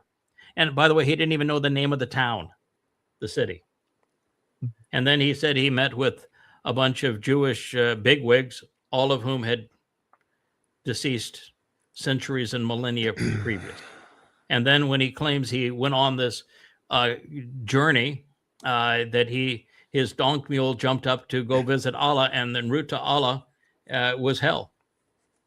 And hell was filled with women being hung by their breasts from meat hooks. So how do you like the story so far? Because that's the story. And it's what I'm telling you is exactly how it happened. And it gets worse from there. So this is a total embarrassment to Muslims. And you could have brought that to the world's attention by demolishing Al-Aqsa Mosque and taking down the Dome of the Rock along with it. That would have shown some courage. That would have been the proper use of the IDF. Take the bulldozer that plowed through your fence. Take that same bulldozer and use that bulldozer to take down both of those structures. Mm-hmm. Yeah. They would rather pound their shields and rattle their sabers than take decisive action like that. In the meantime, the armies are forming. We're into the time of troubles. It's not going to get any better. It's also interesting. This reads, "Oh, Jews." Muslims know they're not Jews. Jews are the ones who don't know they're not Jews. They're called Yahud. And they're called Yahud because rabbis sold them Talmud stories, and in the Talmud, they're referred to as Yahud. The first Jew did not exist until the 17th century. And all Jew is this terrible lie that removes Yahweh's name from his people. So it's a divorce declaration of now Jews against Yahweh. That's what happened. That's how they became Jews. And they're not saying Jews, they're saying Yahud. What a crime. It's been impossible to erase the damage that the protocols of the elders of Zion has done. They that's still out there, and a lot of people are still looking at that. Christian New Testament. It's impossible to erase the damage that the Christian New Testament has done. I'm with Kevin on this. I'm with Kevin on this. Well, there are, and I've written about it. There's lots of people that still believe that the Protocols of the Elders of Zion is a real book, real history, when in fact it's a paraphrase of a French novel where it was little devils that were meeting, and it had all to do with European aristocracy. It had nothing to do with Jews, and it was just had the names replaced. It's a fraud of the worst order. And it's so easy to demonstrate that it's a fraud of the worst order. It's astonishing that people are still stupid enough to believe it, but they are. Blame the Jews is the world's favorite conspiracy. But the basis of blame the Jew conspiracy is Paul, and what Paul's pal Luke had to the words he shoved in Peter's mouth, where they both claimed that Jews killed their God. And, bottom line is, God's not a man. God cannot become a man. God cannot be killed. And Jews never crucified anyone. The whole thing is a stupid lie, but that stupid lie is the basis for anti-Semitism and the blame the Jew conspiracy. I had a post here. We probably won't get to it today. I hope I can maybe reprise it for tomorrow if we don't. My favorite, my least favorite influencer, the man that I keep on saying has just lost it. He sets himself up in a cathedral-like setting, and he's got a bunch of clerics around it, but he is in the center of this vaulted ceiling cathedral setting. And he's reading the story that's attributed to the myth of Jesus, talking about the person who was given all the opportunity in the world, but they returned nothing of value, and the person that was given nothing and they tried to deliver something. And the purpose of the story is to demean the Jews and to say, well, the Jews were given the opportunity and they were going to get the inheritance as a result. But because the Jews plotted to kill the Christian God, it was taken from them. And that story is used, it's probably the number one story that is used to justify demonizing Jews and justifying the replacement theology of the God of the Old Testament lied when he said that the Jews were the promised people and the chosen people, and that he was returning on their behalf. He just is a liar, but it's okay. We have a replacement God anyway. And the replacement God said all of this, that the Jews were going to be bypassed and all the promises given to the Jews were going to be given to the Christians. Of course, no one bothered to say, well, if the God lied about giving the promises to the Jews, and now what do you think the odds are that he's not lying to you about giving these promises to the Christians? But the bottom line is the story that he's reading, Jordan Peterson's not smart enough, not honest enough to know that story doesn't appear in any first, second, third, or even early fourth manuscript. And that story first appears in Vaticanus and Sinaiticus, both of which were written by Eusebius at the command of Constantine. And the purpose was, we're going to make this religion anti-Semitic. And so he's reading a story that was written in the 4th century, specifically to demean Jews by Imperial Rome. Yeah. Yeah, that was the point. That I wanted to roll to this point in the clip, and you kind of touched on it with Jews. But what they are saying here is Khaybar, Yahowah, right? I mean, there is nothing whatsoever to do with the word October 7th will return. I mean, let's play it again. Carefully.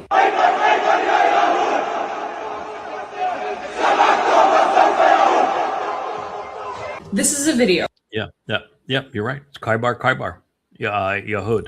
So they're calling Jews Yahud, and it's Khaybar. And the reason they're calling it Khaybar is that they recognize something that Jews still do not know. And I have done a series of these programs, early vlogs, on the story of Khaybar, where I have read every document that exists that explains what happened at Khaybar.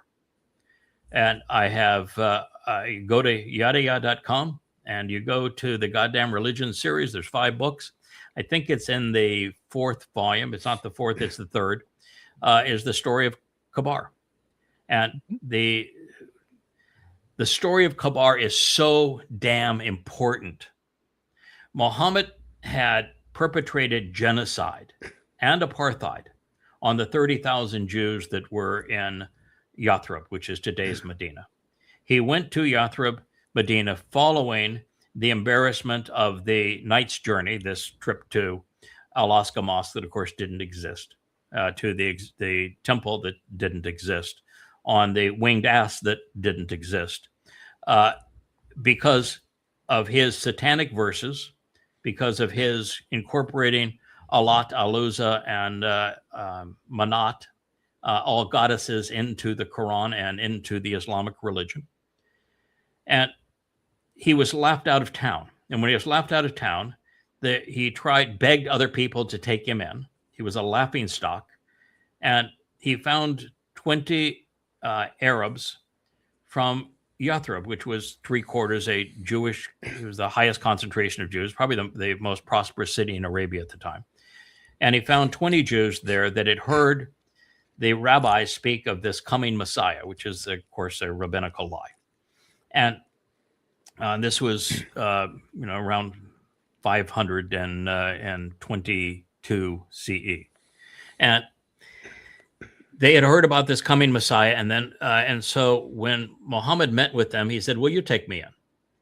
And I said, "Well, what's involved in this?" He says, "Well, I'm a messenger of God." And he said, "Oh, you sound like you might be that Messiah guy that the rabbis keep on saying they're looking for." Yeah, he says, "That's me. I'm the Messiah guy." Yeah, that's me. I'm the Messiah guy. And they said, "Well, what's in it for us, Messiah guy?" "Well, we'll bring you to the Jews. They'd love to see you as you're the Messiah guy." And he says, "Well, we have this religion here. which is really cool because you're going to become terrorists and mass murderers and rapists. And my God approves all of these things. And so what we're going to do is we're going to go rob people, starting with my own family, because I don't like them very much because they laughed me out of town. We'll rob my own family, and then we're going to rob the Jews. The Messiah, they're not going to like this version of Messiah very much, but what do you care? We're going to rob the Jews, and they've got a lot of things, because you came from Yathrib, you know how wealthy they are. We're going to rob the Jews, and then we're going to rob everybody else in Arabia. In fact, we're going to pledge to wage war against all mankind. And the deal is here, you get to keep 80% of what you steal. And my God's going to authorize you stealing. He's going to say stealing is lawful and good. And you're going to go enslave people, and you get to turn women into sex slaves. How about that for fun? And you get to rape them.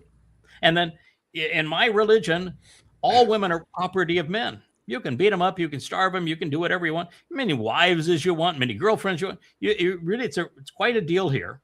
And I'm going to authorize all of that. You just have to give me 20% of the cut, and we'll have a great time. We'll be barbarians. The Pledge of Akbar. That's the story. And he went to Yathrib, and he systematically annihilated the Jews, perpetrated apartheid on them, perpetrated genocide on them, butchered them. And the few Jews that he exiled and robbed before he annihilated them, it goes right back to Adolf Hitler. The first Jews he exiled and robbed before he began to annihilate them, they went to Khabar. And they did the same thing in Khabar they were doing in Yathrib, which is they were date farmers. And they had no weapons of war other than the pruning hooks. Gardening utensils. And so one morning, guess who was there? And it wasn't just there randomly. Khabar. Read your damn Quran. Read the Hadith. You know why Muhammad was at Khabar? Yahud? Because he had just gone the day before down to Kaabaville. I use Kaabaville as opposed to Mecca because Mecca didn't exist at the time. It was Petra. He was there and outside the town, but he got cold feet. He was talking with a representative of his own family, and he reminded him, he said, the last time you were here, we were left out of town, and now you want to bring your new followers here into town, and everyone's going to tell the story about how, you were a pedophile, you were a rapist, you were a demon-possessed liar, and you spoke for Satan by your own admission, and you had 3 goddesses of the Kaaba incorporated into your religion, and your excuse was a donkey ride to a city whose name you didn't know, and to a temple that didn't exist, to a mosque that didn't exist, and you had to travel through hell to get to the Islamic heaven. Do you want us to tell that story? How do you think you're going to respond to your followers this time? Muhammad got cold feet. He's leading a bunch of militants who were there for rape and plunder and murder and slavery and rape. And I know you reported rape, but I like rape. Wasn't that the blazing line saddle, the line that my wife's going to be so mad at me for repeating? I know that's a disgusting line, but the blazing saddles was done at a time that such things were considered funny. And I know rape is not funny, but Islam's not funny either. So if I can make some humor in the midst of it, I'm going to try. Right. His goons all turned on him. They said, "Wait a minute, this is not fair. You told us we were going to come and we're going to conquer this place. That we were going to make lots of money. We were going to have our slave girls. We were going to have our booty, and now you're going away, and we don't get to kill anybody. We don't get to enslave anybody. We don't get to rape anybody. This is not going to work, pal. That's not what we signed up for." And so Muhammad's really on his wit's end, because he had just signed an agreement, just like Trump, a memorandum of understanding, where he said, I would not terrorize my own people. I wouldn't rape them. I wouldn't kidnap them for ransom for 10 years. In other words, I won't be a Muslim for 10 years. And he even said that he wasn't the messenger of Allah. In fact, he even said there was no Allah. And so he signed all of this, a defeatist, and his people are revolting against him. So he needs easy prey. Khabar was easy prey.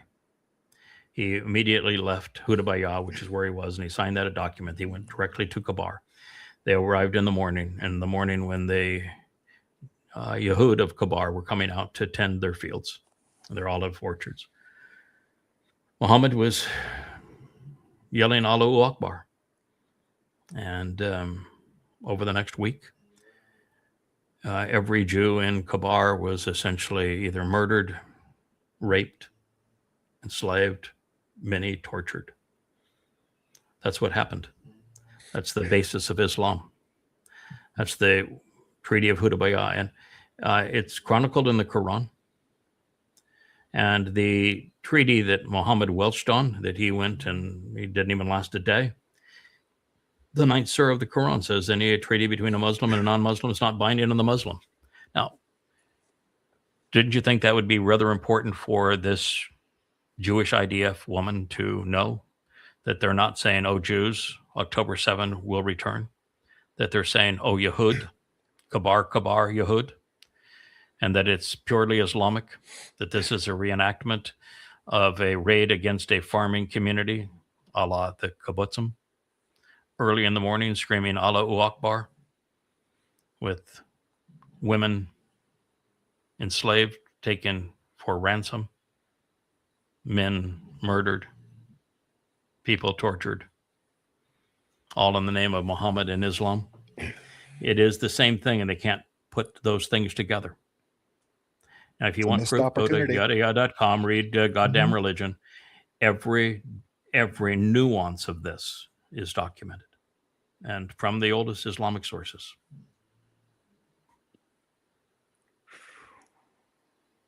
Yeah, it was a missed opportunity in my, in my view. That's just to be right there and to try to, talk about. Yeah, absolutely. I was just.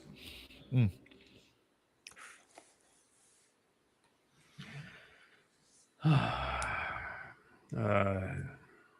woman dressed like, the woman dressed like she's a religious Jew, like she's Orthodox, and she's replacing Jesus's name, which is a person who never lived, with giving him the name Yeshua, which means to cry in Hebrew, and is trying to mix Judaism and Christianity. And what I'm here to tell you is that, and she's got our little Talmud books all around her. You want to mix Judaism and Christianity. You don't create something that's better. You create something that's worse. And so that kind of lie has caused many, many people to lose their way. And so I'm going to here tell you that you might as well remove the scarf. You might as well step away from the Talmudic books behind you. You're dead ass wrong. Jesus never existed. And to give the lie a different name is to lie on top of a lie. Stop it. Stop it. Just stop it.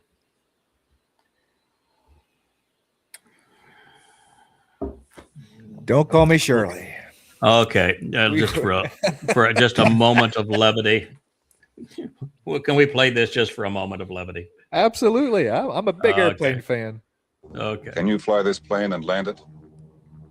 Surely you can't be serious. I am serious. And don't call me Shirley. Doctor, I've checked everyone. Mr. Stryker's the only one. What flying experience have you had? I flew single-engine fighters in the Air Force, but this plane has 4 engines. It's an entirely different kind of flying altogether. It's an entirely different kind of flying. Can you fly this plane? What's your Victor Vector? Yeah, what's your drinking problem? Many. Oh, what's your Victor Vector? So many. This is. It's probably not quite as rough as Life of Brian or Blazing Saddles in terms of it's just silly or the Holy Grail one in terms of just silliness. Right. But it's damn close, and I know it's not politically correct or anything else. But oh my goodness, whatever happened to real humor? We haven't done anything really funny in so long. And they're even remaking the trying to remake the humorous ones. Like, I mean, you go to Blazing Saddles, Mel Brooks, an absolute genius, right? He does Spaceballs, which is the Star Wars takeoff on that, and they're trying to remake Spaceballs 2. You know, instead of writing something completely different on their own. I mean, they're completely trying to relive and remarket these old ideas. You know, because they got nothing. Yeah, I would. I'd love to see The Life of Brian remade. You know, they made some of these things on budgets that were $1 or $2 million, and they were actually funded by the actors themselves who believed in the project because no studio would take it because people were so damn uptight. That's it. That's why. You know, I know the Blazing Saddles line irritates a lot of women because they say it's not funny. But the fact is that we've become so uptight that it just bugs me that that sarcasm and humor today is so castrated. And we just don't have it in us to poor Elia. Can you imagine when he tries some of his sarcasm and potty talk on an audience today? I mean, they're going to try to lynch him. Right. Yeah. I don't think he's going to care. I don't think he's going to have one bit. What is this politically incorrect thing? I don't know. You know, Elia is a little different than most people make him out to be. He's not the tough guy. He's not the tough guy. He was funny guy. You know, what's wrong with your God? Well, is he? I know he's in the crapper. He'll take a poop, and once he's finished taking a poop, he'll come back out. Or, you know, I know your guy's really old, and he's probably taking a nap. It's high noon. You would think he'd be up from his nap already, but yeah, we can hang here a little longer if you want. I mean, it's pretty biting humor. But you know, you read the whole story of Elia. He does one thing that's very brave. He goes before the king and the queen, and he announces that it's going to be 7 years of no rain on the land, and it's because you're a piece of shit. Oh, by the way, that I'm speaking here for Yahowah. And then the king is guarded, and he walks right past all the guards and all the weapons and does it. And then he leaves, and you know, God has him hide out in 2 different places. And ultimately, you know, he runs away and hides under a tree and asks God to kill him.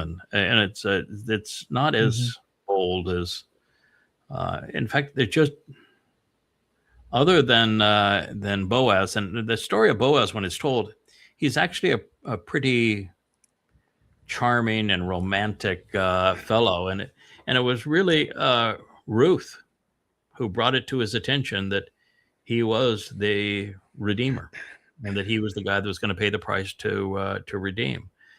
But there really aren't a lot of examples. You know, we always want to, because of Charleston Heston's role on Moses, we want to present Moses as this, hear me, Moses, I hear me roar.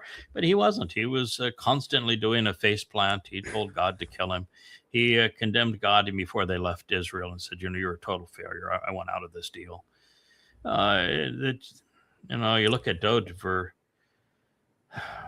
most of his life, he was on the wrong side of decisions. Only the last 10 years that he came around, and then of course in his other lives he became pretty spectacular. In fact, not pretty, really spectacular. You know, but you know, look at Abraham and Jacob. They're both misfits, land of misfit toys.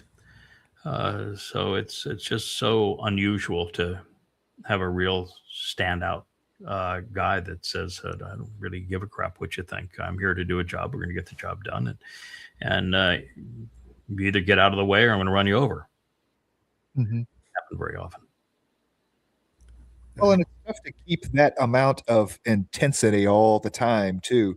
I mean, trying to be bold and shazak and the right every time in the right place in the right, you know, I mean, that's, dude, batting 100 out of 100. Batting an average is 300 and you're doing great. You know, batting 100 all the time, 1,000 all the time. It's like not in the role of Yahweh's fixer. You have to perform like Noach. You have to perform like Ethan Hajraki. You don't get do-overs. You don't get. You're going to have the bags under your eyes because this is a 14-hour-a-day gig, and you're going to have to sleep at night because you're going to have to get up and ready to go the next morning, and you're going to do it 7 days a week, and you are never going to say. I mean, you might say occasionally, "Okay, God, that's enough responsibility." You keep on adding responsibility, and we're going to have a real problem here. It's too big a burden for any man to carry. And God says, who's to decide how much you can carry? Maybe I know you better than you know you. And it's another, and it's another, and it's another. And he fully expects that you're going to bear whatever he's going to give you. And that there is, now, there's only one role like that. And he has a woman that he has dragged through time with him. But there's only one role like that. And it's interesting that the role is not the main character. He's the guy that supports the main character. The young one. The Khatan. Young man. Khatan Mayor. Yeah, I think this is interesting. The cavalry. First of all, I think that the bravado, and I don't know if they really had wings like this, but they were alleged to. But the bravado of the largest cavalry to ever march, and this is the Battle of Tours. It's the one that changed finally the history of the Islamic advance. But from 622 to 1683. Over 1,000 years, Islam was the most murderous, genocidal, colonial, oppressive, destructive force on earth. So it's just something to keep in mind. It was 1,000 years of oppression. It ended, it didn't end for the people they had oppressed. They would continue to oppress them even to this day. But for expanding their realm of subjugation and oppression, it ended here in 1683. But this is the most damaging, demeaning, destructive, and deadly dogma ever conceived by humankind. Not the fellows with the cavalry with the wings. They opposed them. But if not for this cavalry charge, Europe would probably be Islamic. Absolutely. It's just a shame that people, Marxists and Muslims today, are condemning Jews for being colonialists, and when the truth is exactly the opposite. They haven't colonialized any place at any time, and the Muslims have done nothing but impose colonial dictates, and they make the British look like buffoons by comparison. I mean, it's a bloodbath with Islam. It's convert or die. And if you don't want to convert, and we think that we want you to live, then you have Domini status. It's an apartheid regime, and you have to give up all property ownership, and you pay a tax that funds our oppression of you. It's a horrid, horrid religion, and this is the consequence of 1,000 years of blood. Yeah, the world doesn't want to hold the religion accountable. Even Israel can't hold them accountable. And in all this time, their message hasn't changed. You know, in America, every time there's a new president is elected, you get a new message. But in Islam, they're doing the same thing they've been doing ever since the beginning. And the reason, of course, is because of Allah and Muhammad. Islam can't change. Islam, I mean, the Quran even itself says it cannot change. Allah is demonic. Muhammad was the most perverted, murderous thug who ever lived. And Allah is the carbon copy of Muhammad. The Quran is the worst book ever written. It's just a damn shame that people don't read it or go to Prophet of Doom. It was Prophet of Doom, now Goddamn Religion. Read the 5 volumes of Goddamn Religion. It's the most comprehensive presentation, best documented presentation of Islam ever written. It takes the Quran the first time ever, reorders it chronologically, sets it into Muhammad's life using the biographical hadith collections of Tabari and Bukhari, which are more credible actually than the Quran, because they're sourced, the sources of them are documented, where in the Quran they're not. And it's the same message, the same people. And I use the hadith, the Ishaqs and Tawaris, to reorder the Quran chronologically and set in the context of Muhammad's life. And 4,200 pages of that. And by the time you're done, there's nothing left of Islam. It's completely eviscerated.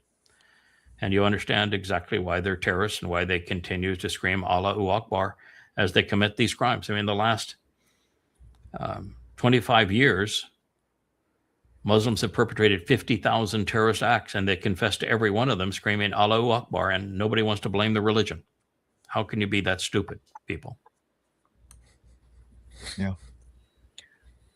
I was just looking through my notes here, trying to figure out what chapter we're going to start on Luminaries. We're turning the page and starting new chapters in Luminaries. We are, now, right? We are starting a new chapter of Luminaries. We're still in the story. Story of Noach. We're now on Towrah, which is not an ark; it's a vessel of insights for the harvest, and it's going to be exciting to review what God had to say and how they work together, and then we're going to move to the one talkie that Noach has. He only has, for all of the things that he does, he's only a listener and a doer. Until the very last episode that is directly attributed to him. And he has quite a prophetic pronouncement regarding his three sons. And then after that, we're going to follow Noach and his son through the next 300 and I think it's 60 days of 360 years of his life. Through the meeting that he and his son, who is Shem, who is actually Dode, have with accompanying Yahowah to Abraham to announce the arrival of Yishak. And then the same two guys, father and son, Noach and Shem, are the two that go down to Sodom.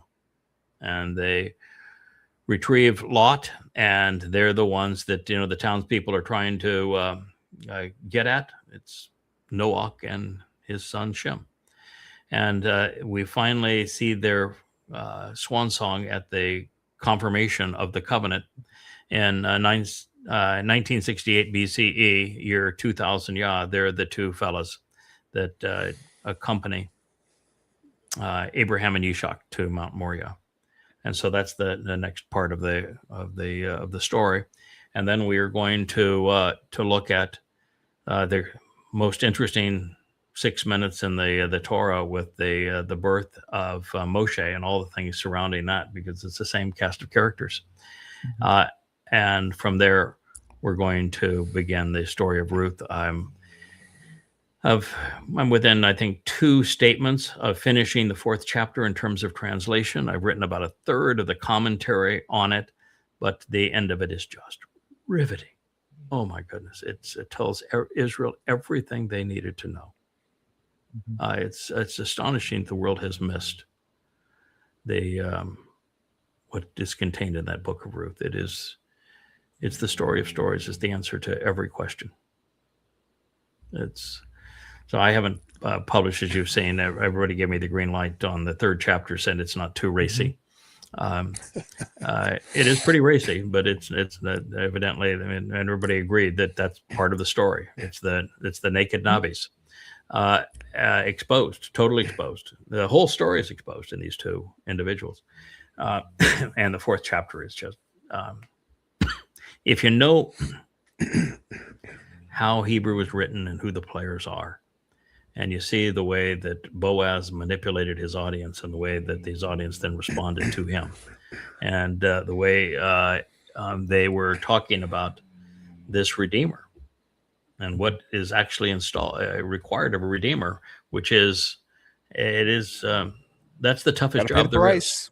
Got to pay the price. Pay the price. The Redeemer pays the price. So you really got to know. And of course, Boaz paid quite the price for Ruth. He had to buy huge swaths of land to acquire Ruth. But that was his own scheme, because he tossed Ruth in with the land, and there was no no reason to do that other than he thought it would be a fun idea to do it. It's just a marvelous story. And you get back into the end of it as to who the conclusion of the first chapter is that Naomi, she represents the embitteredness of Israel. Mm-hmm. And it is the Savior that is delivered to Naomi. A son is born, a child is given to Naomi to restore her soul. And Naomi represents Israel. And so the whole thing is prophetic of what we read in Yeshaya chapter 9 and of what we read in 2 Samuel and throughout the Mizmor. The whole story is told right there. And then you look at the generations that lead up to Boaz and who Boaz is and how Boaz is going to be forever remembered and his name throughout Israel and throughout time. Boaz is the only name on the temple. Yahweh's name's not even in the temple. Mm-hmm. There's a name on the north and one on the south columns, but the name on the south column is a title. It's not a name. The title applies to Dod. There's only one name, and it's not even Yahweh's name. Yahweh didn't have his name written on his own home for the covenant. There's only one name there, and it's Boaz's. And you try to figure out, what is Boaz? Get that distinction. And it may be because, well, it's pretty tough to be Shazak all the time. Mm-hmm. Yeah. To be Gabor all the time. And so God's way of saying, I recognize he did it. And I wouldn't be surprised if it appears again. I actually wouldn't be surprised. I got to tell you, I'm really liking this Luminary series. I mean, it's just enthralling. I've just been pulled into it. It's just so nourishing. It's good. Yeah, it is. And it's it starts with the first prophecy in the Torah, and it follows that first prophecy all the way through the end of the book, and then it gets to end with the greatest celebration. Because in the middle of it, we follow the sun and the moon all the way through all the prophets right to the end times. But then we follow the many lives of the Greater and Lesser Luminaries. And the most interesting expression of their lives is in the story of Ruth and Boaz. And boy, is it ever tasty. I mean, this story is so delicious and beautifully, beautifully written. Dude could write. That's for darn sure. Mm-hmm. He could weave a story. Yeah, and one of these days I'm going to go back and retranslate all of the proverbs, the mashal. Mm-hmm. Now that we know who wrote them and why they were written, my guess is we're going to find a similar interest in having every word be a clue that is another facet on a diamond that reflects a brilliant insight. And boy, that is the way. Every time you translate a word in the story of Ruth, you're just saying, "Oh my goodness, I could write books just on this one word and how it was used right here and what it means." And finally, in the fourth chapter, how the Savior is being delivered to Israel. Right. This is the son who was given. This is the child who was born, and they're born through Boaz. One of the things I just learned, and I must have been sloppy previously, but certainly didn't intend to make the mistake. But I'd always translated Yishe, Dod's disgusting father, as stand out and be noticed. But that's not the meaning of the name. It's from Yishe. Yeesh. My man. It's from Yeesh with a yod at the end of it. Mm-hmm. You know what it means? What Yeesh means? My man. Man. Yeesh means no Yeesh. No, Yeesh means no. It's not that Yeesh. It sounds the same, but it's not. It's a verb Yeesh, not the Yeesh man. It means am, and it's suffixed with I. Am I named Dod's father? I am. I am. You know anybody that calls themselves I am? Haya? Yahowah. Yeah. Yahowah Haya. introduces himself as I am. Mm-hmm. Yeshay's name is I am. Dode's father's name is I am. Oh goodness! Right, yeah. Firstborn. Okay. Yeah. Yeah. Talk about reinforcing things. Mhm. And I'd always thought that the child of Ruth and Boaz was Obed. And we see Obed again as Obed Edom, and then the man from Edom. But it's not. It's close, but it's not. It's Obed with a wah in it. And Obed with a wah in it is a very different name. It still conveys work and service, Mm-hmm. but it is one who is repeatedly deployed to serve, and to serve in a very specific way. It is the coolest name ever. And as soon as Ruth conceives this child, Obed, Mm-hmm. you know what's the first thing she does with the child? She gives the child to Naomi, who is Israel. Mm-hmm.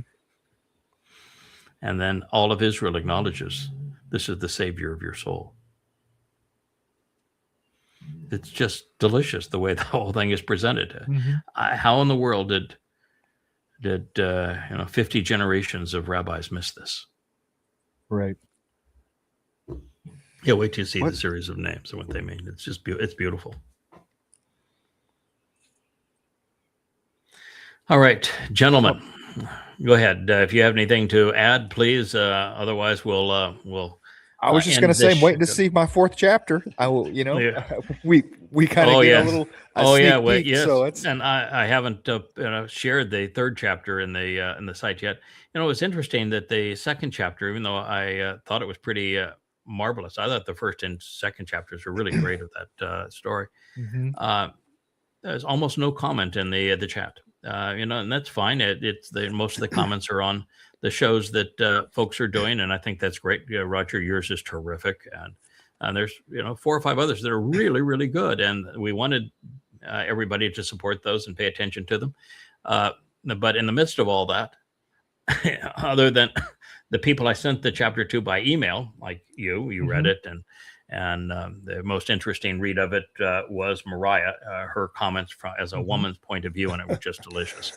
And Leah had her tears to shed on it and laughter, and did Rich and Perry and you, Kevin, and so there's a lot in it that the core group responded to, but in terms of just the listeners and the chat, there was almost no feedback. And I said, well, maybe I'm making a mistake here by presenting it early, and we'll just wait until the whole book is published. But so I'll think about it anyway. I won't finish chapter 4 commentary probably until sometime on Saturday. Is probably when I'll get that done. And then I've got to go back and edit the book, and then I've got to edit the other books, and I've still got to add the superscripts to 2 of them, and there's still a lot of work, and it's about 2,000 pages all total, and I think I need to add 1 more chapter to Coming Home 4, so that it's a little closer to 500 pages. The other one's 650 and 725, so a little more work to do. But we're gonna have 3 new books, and then I'm committed now to rewriting Written in Stone, so that we have a short book on the 10 statements that Yahowah etched in stone. I think it's time to go back and revisit those. And all the while, Joe is now finishing the talkies, and really what we have to do is to implement an avatar so that we can also display them in places like YouTube and the social media channels. They're going to be a lot better with avatars there. On our own website, the avatar is not really necessary because of the fact that you have the page turners and the highlighted text of the page that is being read. But I will tell you, the text-to-speech voice is really good. And the guest speakers that read things like the Christian New Testament are hilarious. So It's really, really well done. But again, even there, we're getting very little feedback from our own community, and you wonder why. It's the best thing I've ever seen to our site. So I don't know if we're overstressing, overworking our community, but we're and maybe it's a realization that we have a core team, and it's appropriate to keep the core team up to speed and educated and inspired, and we'll can't set expectations for everybody else that exceed what they're capable of doing at this time. So we'll see how it all plays out. But anyway, that's where we are on these projects. But I'd just like to say towards the end here that over the years, I've seen a lot of changes in Yahowah and translations, and we're entering a time now. We already entered it, where the sites and translations are maturing to a point where we're really getting the story that's meant to be told. Yeah, and it's so exciting for me. I mean, it's just I'm relishing as it's coming out, and the insights are they're just amazing. And the Teba is just going to be fantastic. I just know it is. Yeah. So yeah, thank you, Roger. Thank you. You, Kevin, Rich, Perry. There are, and even some of the younger guys right now. I mean, Mark's come a long way. John is another one's come a long way. Will has been spectacular. You look at Mariah and her husband and how well that they're doing, and they Call Your Next Witness with Shannon and Matt, also wonderful. That whole YA2 Z team is spectacular. We're really, and if I've left out somebody's name, I'm sorry. And I'm reading some of the very mature comments. Doe's written some really outstanding things recently. So have you, Roger. We have a core group that is truly remarkable. I mean, just the right team at the right time, the right level of maturity, and everybody is rowing at the same pace, at the same effort, in the same direction. And the pace that we are learning and growing and beginning to see the whole picture of God fall into place, so that we know exactly who we are and where we sit in the middle of this, and where God is going with this story and how that story is going to develop. It is the most exciting thing you could ever possibly want. You know, I look at, I've been telling the guys here for some time that I've never been one to ask for a sign. In fact, in any of the deployments I've had, I've never asked God for a sign. And I didn't ask God for a sign when he approached me this time. And even when the first thing he asked me to do was something no one had ever survived. And yet what we have come across with the sign of the Mayoreth, the Greater and Lesser Luminaries, and all of the signs that were presented along the way in that story, and then the signs of the last word picture and how we developed that. It's God says, I know you didn't ask for a sign, but you won't mind me if I give you 1,000 of them, would you? And so he's provided signs that are so unbelievably reassuring. You read every word of Ruth, and it is a sign of, yeah, this is who you are. Thank you for doing what you've done. It's transformative, and it's appreciated. And so, yeah, the whole thing is the Luminaries is the sign that God is revealing to us, and it's the sign that is woven through his whole story. That's why it's the first prophecy. So, Roger, I'm with you. For us. Oh, pardon? The signs are for us. The signs are for us. The general public who's not paying attention and won't ever contemplate or grasp what's happening. It's true. The signs are so far beyond them. To hear like this Jordan Peterson, who has this huge audience and a fairly young audience that is spouting all this religious rubbish. And here you have a team of people that know the truth, can prove the truth, and are speaking directly for God. this time and know exactly where we are in his timeline and what's going to happen over the next 7 years. And very few people listen. Doesn't change our zeal for doing the job. We're here to complete this mission, and we're going to do so, and we're doing it to God's satisfaction. It's just that truth is very, very unpopular. God's very unpopular. Yes. But he is not unpopular with us, nor is truth. So he's found a place where it resonates, and that pleases him no end. All right, Roger, thank you. Perfect timing for your participation today. What a great story to start this show with. It's transformational of our world. Everybody would probably yawn at it and won't understand why it's important. I'm glad Leah brought it to me this morning. I stand corrected that it was exactly as it's reported. And Kevin, always wonderful to have you as a co-host of the show. And Rich and his pal, Wookie, are the controls on the far side.